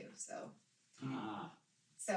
I mean, these are all things that we have to. well, just from a character perspective too, with this theory. I mean, the reenactment. I mean, I was almost laughing when you see Joseph Smith charge out with his gun, shooting these mob guys, and it's just like, With a single pistol when there's multiple yeah, you got a big group of men angry coming to men. kill you, But with the shooting- intent to kill you, and your thoughts are, rather than I'm going to stay here where there's a door Get some And- cover. and cover, I'm going to throw that door open. I'm going to run out there, and I'm an action hero. Right, And he shoots a bunch of them. Doesn't get shot himself, but does shoot a bunch of them, right. and then comes back in. And it's interesting too because again, we have to look at what's leading up to it. Joseph Smith is there for a trial, and he's taken out of the jail multiple times, right? And to what? He has to actually be protected and surrounded because so many people are there heckling him, threatening to shoot him on the spot right there. So he can't even leave the jail unprotected when he's being taken to the courthouse. Transportation. Yeah. Right. But just from a character perspective, I mean, I'm not saying Joseph Smith's a coward. So why but would people have a natural preservation instinct? Right. So like you're saying, why would he just go out and If I knew That's reckless. a mob was coming, and there's a front door but over when here, they've been threatening him up until that point, like he is yeah, like and I'm armed, am I going to sit in my house and hope the mob doesn't come in? And if they do, use that door as a funnel, or am I just going to run out there right. and I'm going to shoot them all down and chase them all off? It's kind of more It's- like that's a Die Hard action scene. Yeah, Right. it's It is so so silly. impossible. Another It's so critique I have too, and I had to laugh in this part of the movie where they have Hyrum standing up against the door. So if you're a grown man and you're going to try to keep the door shut, are you going to stand next to the door? You're going to get down and you're going to create a wedge, Yeah. right? So Yeah. the idea that he's standing there just trying to keep that just made me laugh because I'm like, what? Justin Griffin. Hiram wasn't a wuss. Right, and Justin Griffin's a man. Is he not? Is that how he's going Does to he try? not know how you hold a door shut against the mob? Right. Well, that's what he's going to do. So Yeah. that part was kind of hysterical to me too. Like people bought that, Yeah. Also, But I mean, if the mob was shooting blanks, let's talk about the door real quick. yeah, sure. So if the mob was shooting blanks, as alleged in Griffin's narrative, how did there get to be a big hole in the door? A solid. I mean, so doors nowadays are usually hollow core. My dad did construction, and so maybe you could shoot through with a pistol, and it wouldn't be that big a deal. But like an inch of solid oak or hickory, which is what they usually made doors of back in those days. Pretty thick. Hardwood is way different than pine. Especially if there's like a knot. Yeah. Speaking of hemlock. So yeah, Hemlock. did John and Willard have an extra musket lying around to shoot through the door afterward to preserve that part of their firsthand account, which apparently firsthand accounts aren't very reliable to Justin Griffin. Right, they're all liars. You know what? Let's actually take a step back for a second and talk about, as a historian, there are different degrees of reliability. You have the gold standard, which is firsthand accounts contemporaneously recorded, right? Somebody saw it with their own eyes, wrote about it that day in their journal, or that night before they went to sleep. Corroborated. Oh yes, with multiple witnesses, and all of their independent records corroborate one another, and they're consistent. I mean, as far as history goes, that's the gold standard. Right. Outside of like modern technology, where you might have like a video recording of something. Yeah. Right. That is the gold. That there's nothing more authoritative and incredible than. So then, after that, you may have a single first-hand account that's not. There weren't multiple witnesses, but they did record it contemporaneously. Or you could maybe have multiple witnesses who all corroborate it, but maybe they recorded it after the fact, few years later, decades later. The later that they recorded it after the event, the less reliable it becomes, because our memories degrade. That's just the nature of being a human. So those are less credible, but they're still valuable. They can still be very useful in constructing the facts of history. And then you have secondhand accounts, people who say, my dad was present at this event. He told me about it, and I wrote about it in my journal that night. Right. And maybe if there's multiple secondhand, oh yeah, my dad was also at that event, and he told me, and I wrote about it in my journal. So those would be secondhand accounts contemporaneously recorded. Right. And then you have secondhand accounts recorded after the fact, and the longer you go after the fact, the less reliable they become. But they're still very useful and valuable to reconstruct the facts of history. Right. And then you have tertiary witnesses that are recorded decades after the fact. I mean, but then the very bottom of the rung, as far as what is historical, determining what is historical fact versus not, is hearsay, not corroborated, that somebody came up with 160 years later. And that is what Justin Griffin's documentary is. Thank you, yes. It's just not hearsay, it's a complete conjecture. Exactly. Yeah, it's just he's guessing. Yeah. He's guessing, or he's saying this has to be it because. And it's terrible. The other interesting thing to me is that all of those other theories that he runs through, he discounts them because of some part of it that seems highly unlikely. Right, but he picks and chooses what he likes about it. Well, yeah, he picks it. He's deciding what to consider. Right. But not only that, though, even there, he never says impossible. Right. I mean, from a He just certain says perspective, unlikely. every single one of those theories presented Is possible. is possible. Some of the parts of it, man, the likelihood of that and that and that, that's not very likely, but nonetheless, possible. And within the realm of statistics, improbable things happen all the time. The bell curve is not a pillar. It is a bell curve. And while things on the very edge of the bell curve are very, very unlikely, given a period of a curve, given a sample of data, they do happen. They're almost guaranteed to happen. So, I mean, So the pocket watch account, yeah. it would be really hard to reconstruct that, to replicate it, to have it happen again just how it did. Right. And that's why why it's somewhat miraculous. That's why, yeah, exactly. That's why it is appropriate to call it a miracle, Right. in my opinion.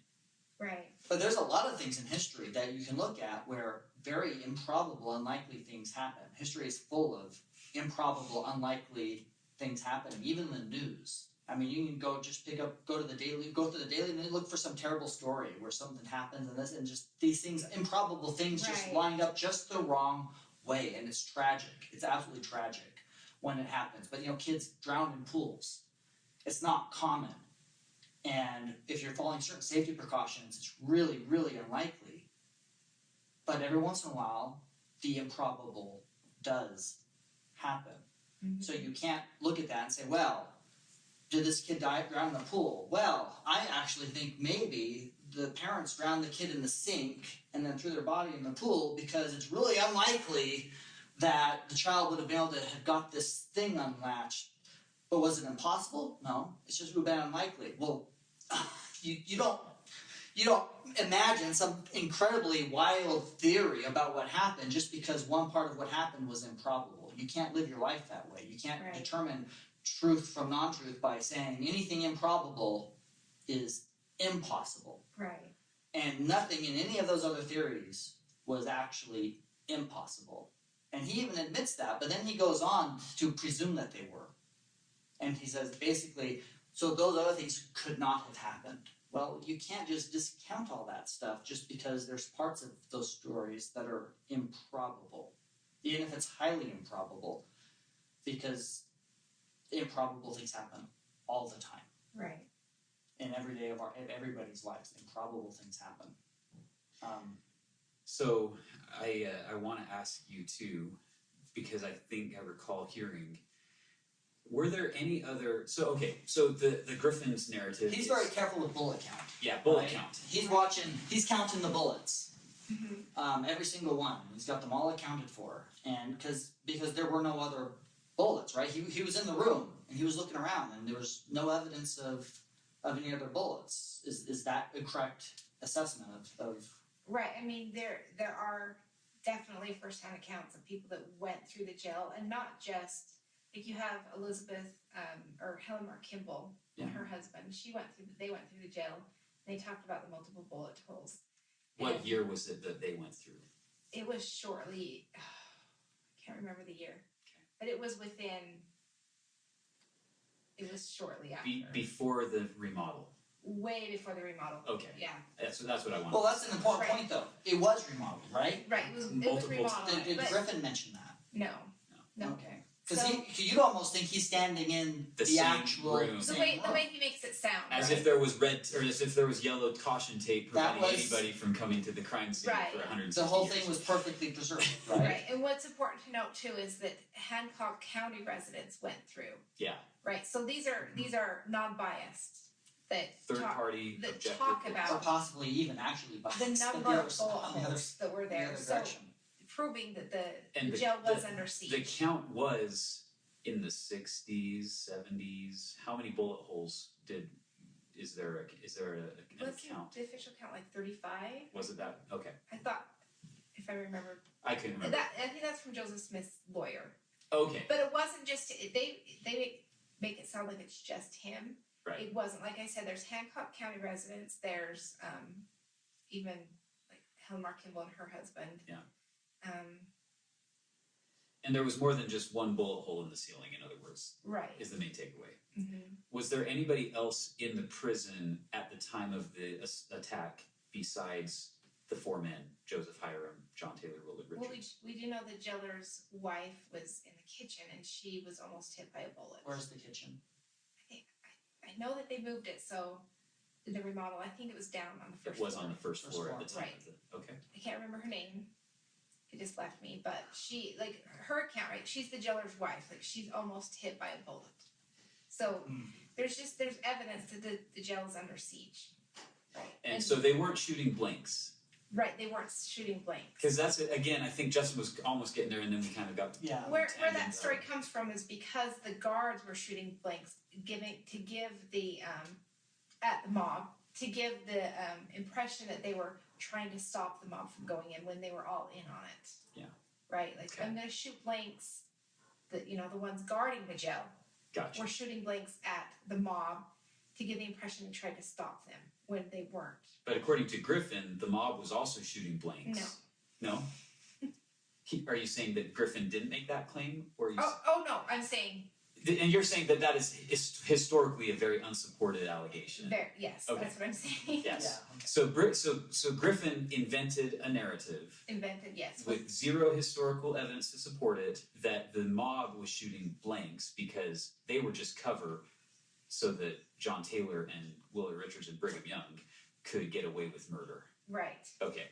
Well, if that was the case, would Joseph Smith, was he the type of man who would fire back at people if his life was not in danger? Oh, absolutely not. Like Hyrum had even stated before, I'm not, like when Joseph Smith tried to give him the gun, he's like, I'm not going to shoot this. Mm-hmm. So Hyrum wouldn't even do it. So he was not. So in other words, they weren't action hero men. Right. No. They were very peaceful and were not comfortable with violence. And so if your life is in danger, if Joseph was the only person up there, I don't know if he even would have fired the 3 shots that he did, or the 3 men that he did. But I think he felt a responsibility to protect his brother and his brethren from the mob, who was clearly targeting him. Right, and so if you look at the historical record and Joseph Smith's actual words, he knew he was going as a lamb to the slaughter. He told the Nauvoo Legion, I will die for you. He said, if these people cannot have their rights, my blood will run in the streets like water. And he said to him, I will die for you. So why would he even be shooting at the mob? Because he was trying to protect the other men. Because he knew he was going to be killed and he was ready to die for his people. And I think that Justin Griffin makes a mockery of the martyrdom. He makes a mockery of Joseph Smith's death and his life. He makes him look like this goofball that didn't know. Didn't know what he was doing, right? Couldn't protect himself, didn't realize he was surrounded by enemies. Right. There's Stephen Markham is in the jail with him. I think that's his name, right? Stephen Markham? He's in the jail with him and he's prophesying to him, listen, you're going to go on and you're going to serve a mission and you're going to convert all these people. Dan Jones. Dan Jones. That was Dan Jones. You're going to go in, right? He tells him this. He's prophesying to Dan Jones what's going to happen to him after. So he's prophesying about Dan Jones. He's prophesying, he doesn't know that John Taylor and Willard Richards are going to kill him. He'd already prophesied to Willard Richards that he was going to stand in a room with his friends with balls flying around him and he won't get killed. Yeah. So is he not a prophet then? Did he not prophesy? That's why I think this makes a mockery of Joseph Smith as a man, but just it mocks his death and that he willingly gave his life for his people. Well, I want to briefly. You appeared on a well-known kind of Mormon story type discussion podcast, or like YouTube video, right? And that is where I first saw heard of you. Heard of you. I saw you defending John Taylor and Willard Richards and Brigham Young essentially in this against these wild accusations. But I was somewhat at the time. I was somewhat surprised because you didn't speak out much to what I saw were some serious issues with what Griffin was doing, and I had heard basically that interview was a little bit hostile. I mean, not hostile, but there were rules. You had to be careful about what you said, and you were watching what you didn't say. When I saw the interview, and I reached out with Stephen Pinecker, and he's very respectful, so I don't want to throw him under the bus. Sure. He just tries to maintain neutrality. So he was like, if you're going to come on here, I just want you to be respectful, and I respected him enough to say, I just want another side heard. Yeah. So I will respect that. He didn't want any personal attacks, and I feel like truth stand on its own without the attacks. So I was willing to go on there and just try to present theirs. Right? You can't. He basically places John Taylor and Willard Richards on trial. Mm-hmm. And I'm trying to show that there's reasonable doubt. That's what I wanted to do. Sure. Just show there's reasonable doubt without really attacking Justin Griffin. And I just wanted to point out, too, that a lot of Steve Pinecker's viewers wanted Justin and I to go on the podcast together and debate. And Griffin declined. He declined. Oh, well, that says a lot. I'm the one that not surprised. Right. So a lot of their followers come to my page and say, "Why won't you debate?" And I was like, "I tried, and of course, they accuse me of being the one declining, but they. In the Justin spirit of Griffin- neutrality, though, Right. seriously, in the spirit of neutrality, accusing dead men of murder with no evidence, to me, that's crossing the line. It's not just a mockery of Joseph Smith. To me, that is a terrible thing to do to anybody, because he's accusing William Richards and John Taylor of murder, Right. and essentially bringing on conspiring. That's a serious charge. Right. That's a very, very serious thing to be just bandying about. And I just thought that to me it wasn't, you weren't on equal footing, because in Griffin's interview he was allowed to disparage and make personal attacks with no evidence, make horrific accusations about these men, and that was okay. Right. And yet, then you come on and you have to just hold your tongue, though, about some serious issues.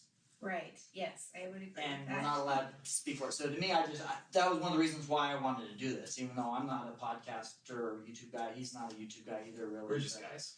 Yeah, but we wanted the truth story, and we could see that you were holding your tongue about certain things about what was going on, and I think that's important. And motive is really what this whole thing is about, right? He presents this really, really far-out claim without motive, because the motive is the point, right? The motive is what we were talking about earlier. It's the polygamy. It's the anti-polygamy argument. John Taylor's motive. The motivation. Yeah, the motivation for why they would have killed Joseph Smith is this whole thing is a big false argument to justify where they Part really two. wanted to go with part two, which was to deny polygamy. Yeah. Right. So, but I would like to maybe, before we move on, just make a clear differentiation between if somebody lies about history, calling them out for lying is not a personal attack. That is a defense Right. of history. Yes. So I felt like that when he was saying that you were on an equal footing, he wasn't allowing you to defend innocent men of murder charges. Right. But on the other hand, though, he's presuming that Justin Griffin was acting out of Good faith. sincerity and good faith. Yeah. Right. Which- yes. Throughout the whole documentary. Do you have any evidence that would contradict that? That Justin Griffin wasn't acting in good faith? Yeah. Plenty of evidence. He wasn't acting in good faith. Like, what are you talking about? I maintain that Justin Griffin is purposely framing John Taylor and William Richards for murder so that they can set up their new organization. Well, they don't even they'll say that it's not an It's not an organization. They're in denial. Right. So they can set up their It's like Black Lives Matter. It's Right. an idea. So, it's not an organization. Bang what on your door. what they're doing, the Doctrine of Christ group are doing. They Pitchforks. even have a school of the laborers or school of the prophets. Okay. So they believe they honestly believe that they are restoring, like I said, a terrestrial order of the church, that they are the ones with the authority. You have to go through them to be baptized.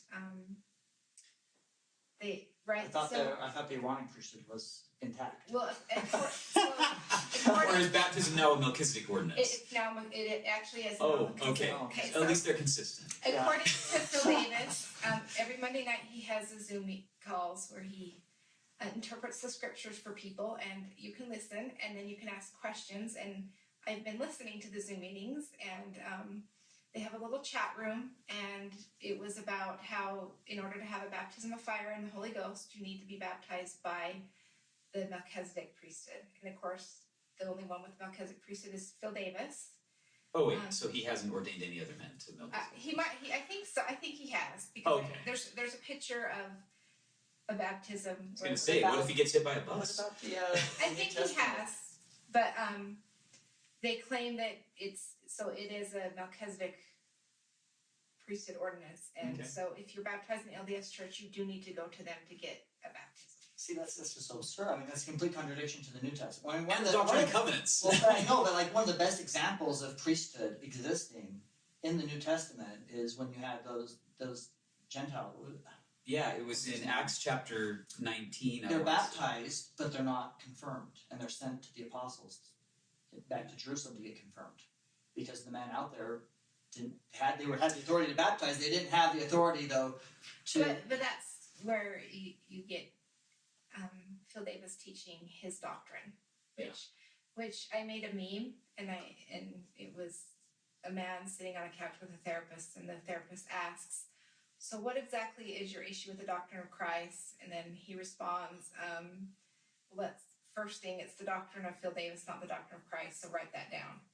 And so I maintain that, Phil Davis is teaching a different doctrine than what Joseph Smith restored. Or what's recorded in the New Testament, Right. Like even there. Right, that's... and he uses the Book of Mormon pretty cleverly to claim that you need this baptism of fire that only comes through the Melchizedek priesthood in order to be part of this terrestrial order. So. Well, so I have to ask, how much money has he raised, or how do they handle financial contributions to their group, their non-group? They claim that there's no financial. Okay. That's what they maintain. So I don't. Well, let's keep a pulse on that. I don't have any proof, so I just take them at their word at that. I mean, you can't they- take them at their word, but I know that Justin Griffin has a lot of money, and so he funded his own. He's self-funded. Movie. He self-funded his own movie. Him and his wife. Okay. It's my Is there any monetization opportunity that they've from this effort that they've done? Not that I'm aware of. I mean, they put the movie out for free, other than they do hold private viewings, and they charge money, I think, to pay for the venue. But Sure. I don't have any proof, and so I'm not going to make I'm not going to falsely accuse. Sure. I don't know what Right. happens financially. Has Phil Davis published any books or any people in this group?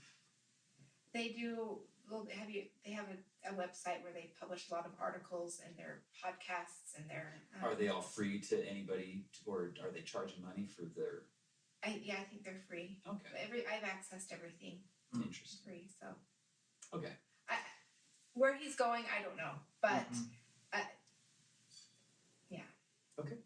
Well, I I just don't think have I think proof, I'd be willing to give a certain benefit of the doubt that they might be sincere in their overall what they think they're accomplishing, right? But what seems very clear though is that as far as the documentary goes, there was a lot of false pretenses and It's some very deliberate sinister. deceptions that were being done there, not operating from a sincere desire to understand what happened, but using Joseph Smith's martyrdom as a tool to Push further their agendas. an entirely different agenda than the people watching this were informed of. He didn't start out by saying, "Hi, I'm starting a break-off group non-group called the Doctrine of Christ. called the Doctrine of Christ." We believe that the and- Restoration failed in 1834, but since 2015, we're back on track. I mean, at least Carthage conspiracy was coming from a openly from an RLDS. openly RLDS perspective. Like, hey, this is what we believe, and we want to believe this, and this is who we are. They're not pretending to be somebody else. Right. The Carthage conspiracy wasn't somebody pretending to be a member of the church in good standing who is just trying to find the truth about what happened. They're like, no, we're RLDS, and we think that they're an apostasy, and we're going to show you how evil Brigham Young had done this. Right. Well, they were being very sinister, leading up to the documentary where they were infiltrating LDS Gospel Forum groups and kind of then would watch the conversation to see if anyone was having issue. This was during COVID when a lot of people there was a divide in the church. Yeah.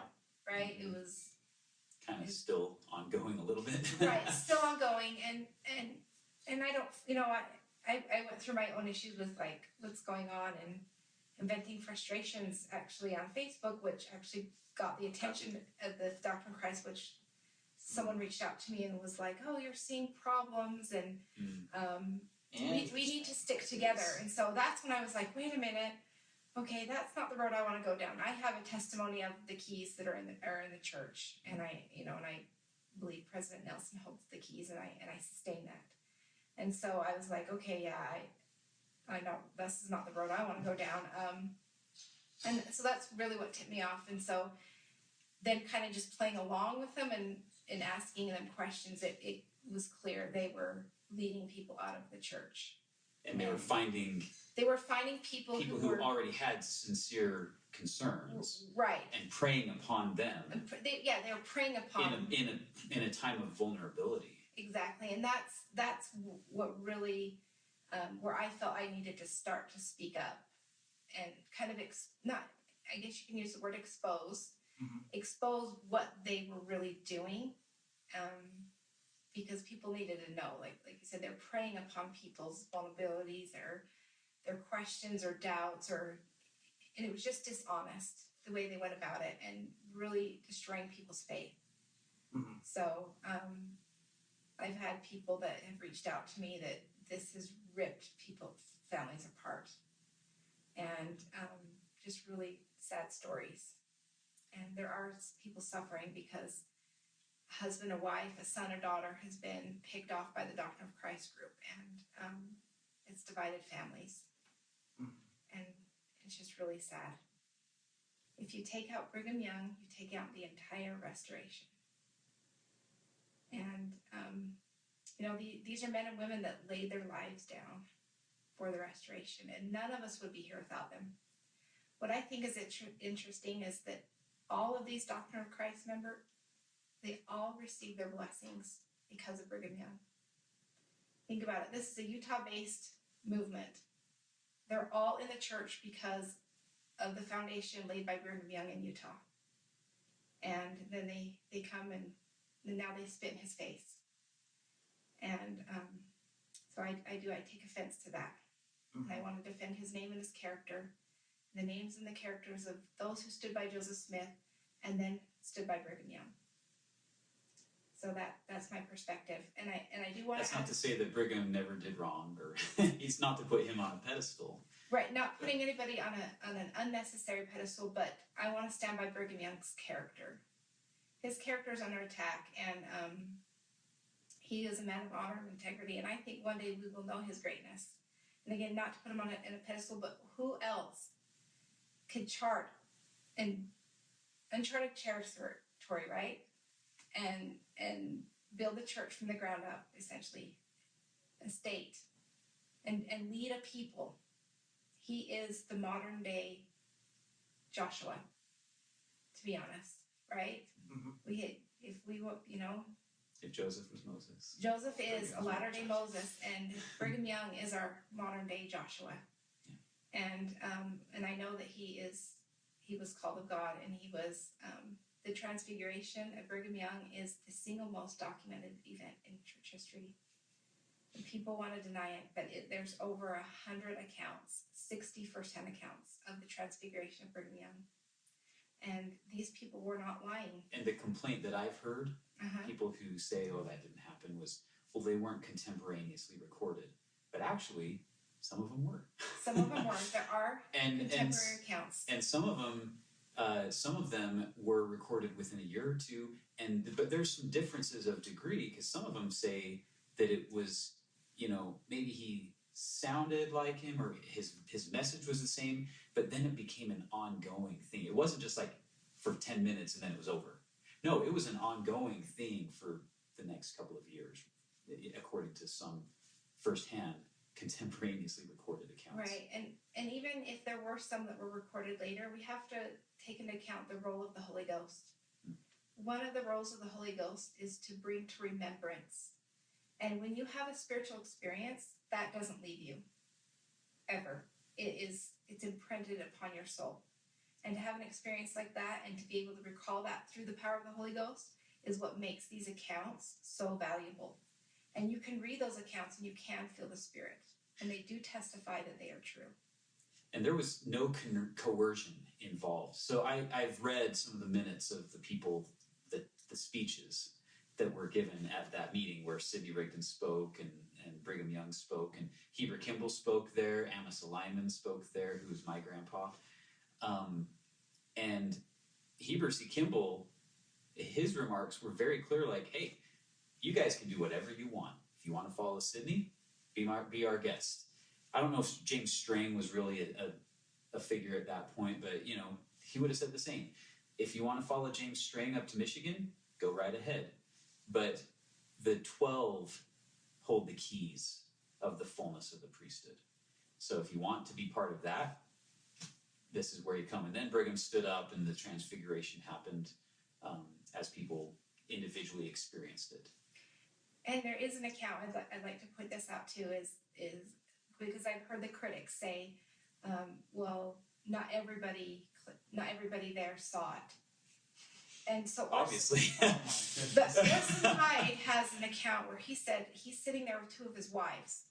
One of his wives sees Joseph in Brigham Young, the other doesn't. And he says one was living right and the other wasn't. Well, and that's why I've heard from some of the Strangites, modern remnants, that say, well, the body of the saints, only like 40% initially elected to follow Brigham. It wasn't until James Strang failed that several went out west. But so to that point, well, that just means that maybe 60% of the saints weren't living right. Maybe they didn't have that experience because they didn't have the Spirit with them at that point in their lives, but they reconciled later on. So it's again a testament to individual agency, and God will never violate people's agency. And if people didn't want to follow Brigham because they wanted to follow Sidney or James Strang or Alpheus Cutler or Lyman White, who broke off later on, or William Smith, they could follow whomever they chose. Right. And that is our divine birthright to choose for ourselves. And Brigham respected that, as did all the others. And they were the ones that had to leave their homes, their fortunes, and trek across the barren wasteland into the desert and start from scratch. That sacrifice that allows us to be here. Exactly. Right. And to be able to talk about this, to talk about the restoration and the history, and to know about all of this. Yeah. Well, we really appreciate your time, Kim. Thanks so much for coming. We're nobodies. We're not historians. We're not prominent in any way, but we value truth, and we love our history and our heritage as descendants of the pioneers and of the Brighamite branch, as people call us sometimes. So is there any last comments that you'd like to make beyond what you've already shared? I would just like people to realize that they can do their own research, right? The big push from the Doctrine of Christ movement is don't trust in the arm of flesh, but I see a lot of trusting in the arm of flesh, trusting in Phil Davis's interpretations, and trusting that that Justin Griffin did his due diligence on this, and you can actually go and do the research yourself. Like, I am just a stay-at-home mom, and I got involved in doing historical research for myself, and my research has been published in 4 books now, and it's just me at home.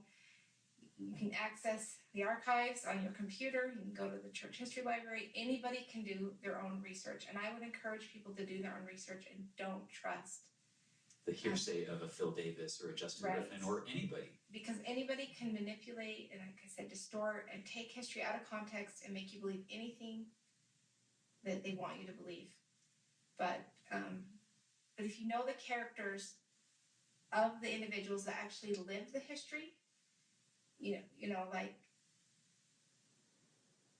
what I find alarming is that they don't just discredit accounts because they're 50 years old, that they discredit these people as liars. Like, we're not going to trust them because they followed Brigham Young, or they must be lying. These are, like I said, these are men and women that laid down their lives. They love Joseph Smith. Are they going to follow Brigham Young if they love Joseph Smith and just go along with his conspiracy and his story? At what point would the Spirit not tell them, right? There were 19,000 saints that followed Brigham Young. And you know how I got my testimony of Brigham Young? I read his discourses. Right. And not to say that he was never wrong or that there was anything that I didn't question or, perspectives that I maybe disagree with him on, but I love his integrity and his boldness and his unapologetic convictions about getting out of Babylon, building up the kingdom of God on the earth, and how we have the opportunity to be proactive, not passive or reactive, but proactive. And so a very interesting commonality amongst most of the people who don't like Brigham Young, they haven't read his stuff. They haven't read his discourses. Or they take, again... Or they pick the sensationalized stuff, cherry pick Right. it, and, oh, he said this, insert shocking statement here. It's like, okay, yeah, he said that, but what about the other 8,000 things he said that year? But did you put it in context? Because Yeah. again, I think a lot of things put in you can take anything out of context and say, look how shocking that is. Yeah. Like you said, like with the Michael Quinn that you talked Yeah. about. So anything, and so I just, yeah, I like that actually, yeah, start getting in and reading his discourses, and you feel the Spirit. Like, could he have spoken by the power of the Holy Ghost if he had So many times. been part of a coup d'etat? Or John Taylor, even. Oh How my many gosh. people have read John Taylor? Yo, so my name is Taylor. He's my namesake.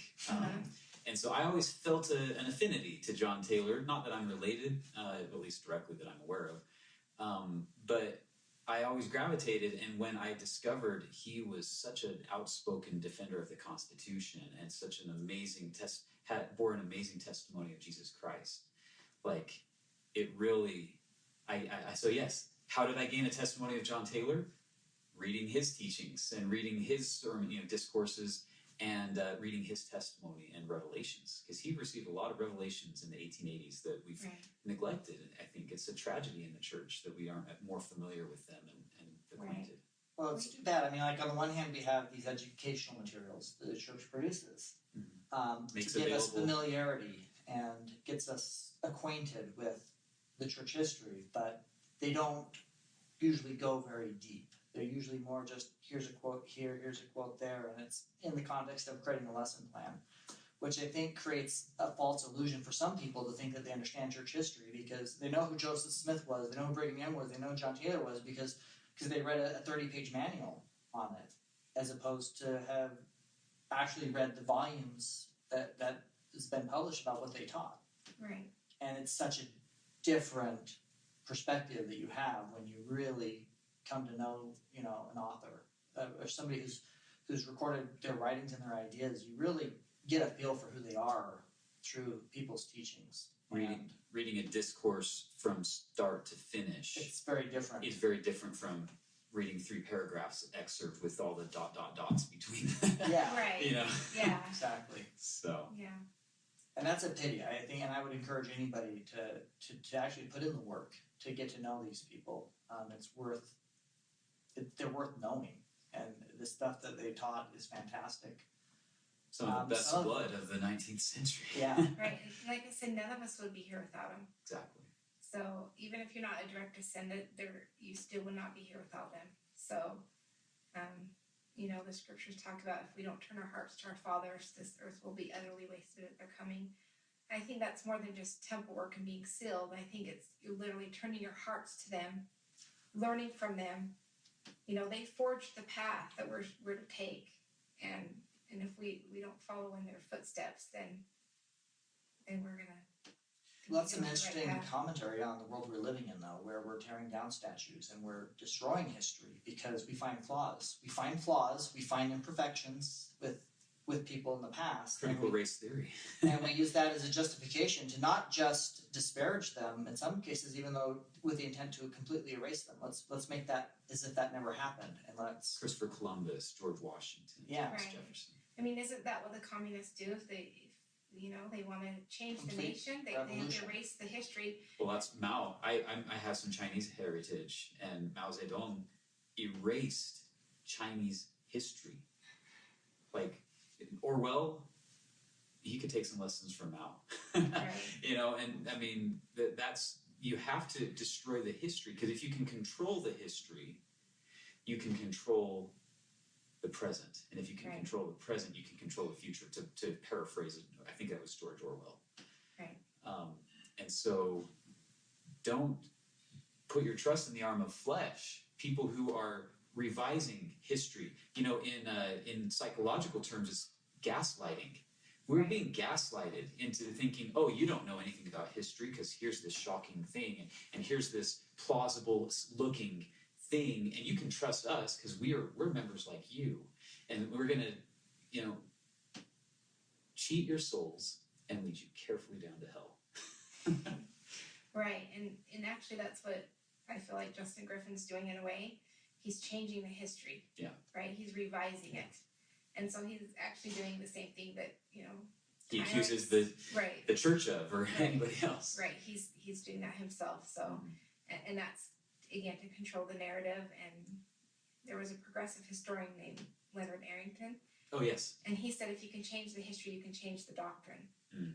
So, yeah, changing the history, it's changing the doctrine in there. Actually, I don't know if you're aware of this, and I'll just add this really quickly, too, because it is pretty alarming what their group is doing. They're not just, again, denying the ordained leadership of Brigham Young, but they're also denying temple ordinances. Well, of course, because So the temple ordinances Yeah. are hand in hand with the quorum of anointed, which are hand in hand with the fullness of the celestial marriage, plural marriage.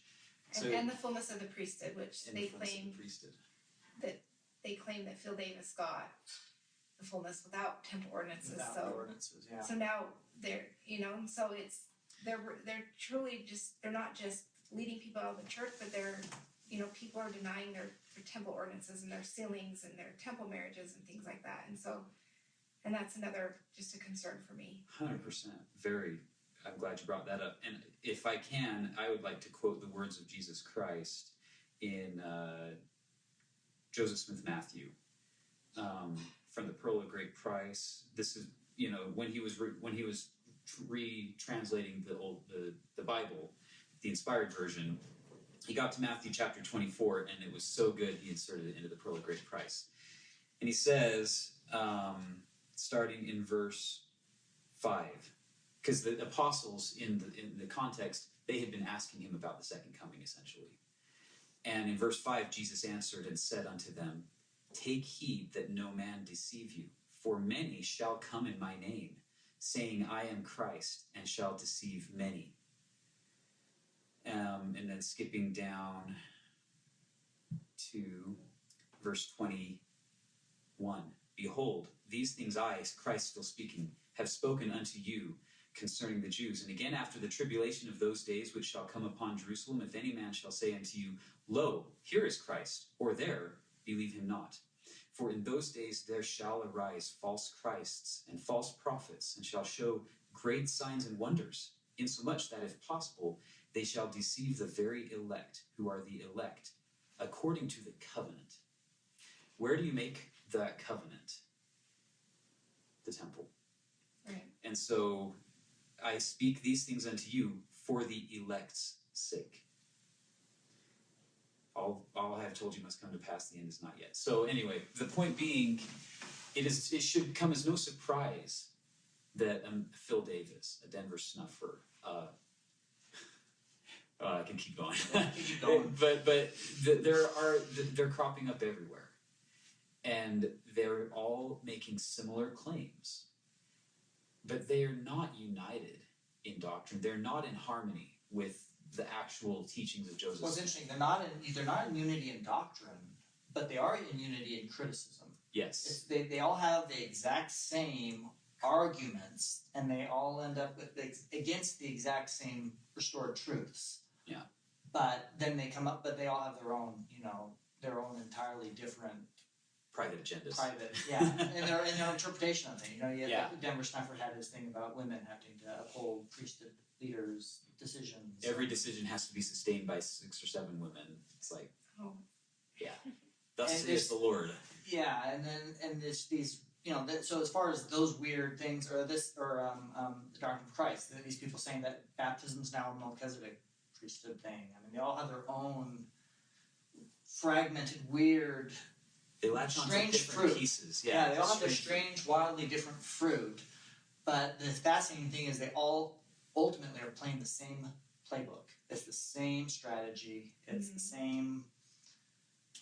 We've seen this so many times before in the church, in the history of the church, in the history of Christ's church through all time, where you have somebody come in, finding some sensational idea or criticism with the way things are, and present themselves as the corrector, the leader, the new hope. But it seems like it's accelerated. It seems like almost every year there's some new organization, non-organization, that's Right. cropped up that are gathering people together out of the church and, Right. and wanting to lead people out of the church. And I just see it just as a confusion, like, okay, then if Brigham Young wasn't the rightful successor, where is the restoration? Oh, low here, Phil Davis, low here, Denver Silver, Yeah. low here, whoever, right? Well, it's kind of funny, but like, so I mean, I investigated a lot of the LDS fundamental breakoffs, the polygamous breakoffs, and very similarly there too. Though you have a lot of these same kind of claims. There's a pattern. There's a pattern that is indicative of something being significantly off. When you have all of these completely non-reconcilable to each other organizations that are framed off of the exact same arguments, Right. you can see certain patterns emerging Right. of. Like I investigated a few of those too, and they all claim to like get their authority from Lauren Woolley, or is that A lot of them go. Some of them, yeah. And so I'm like, how can you be right? You got it from him, but then you did, and then you did. So to me, it was Yeah, they've fragmented similar Yes. to how. right. And so I'm like, that just doesn't make sense. So And ultimately, there's vomit on every table, if Isaiah's prophecy is applicable. But I would like to read, in conclusion, because we've gone well over our time, this is a statement from John Taylor. And it resonates with my soul. And I would like anybody watching this, listening to this, whatever, to ask yourself, could a murderer have made this statement? I believe it is good to investigate and prove all principles that come before me. Prove all things. Hold fast that which is good and reject that which is evil, no matter what guise it may come in. I think if we as Mormons hold principles that cannot be sustained by the scriptures and by good sound reason and philosophy, the quicker we part with them, the better, no matter who believes in them or who does not. In every principle presented to us, our first inquiry should be, is it true? Does it emanate from God? If he is its author, it can be sustained just as much as any other truth in natural philosophy. If false, it should be opposed and exposed just as much as any other error. Hence, upon all such matters, we wish to go back to first principles. That's in the Journal of Discourses, Volume 13, page 15. like that. Anyway, with that, should we wrap up? Sure. Thanks again, Kim. Thanks. Thank you. Appreciate your time. That was so fun.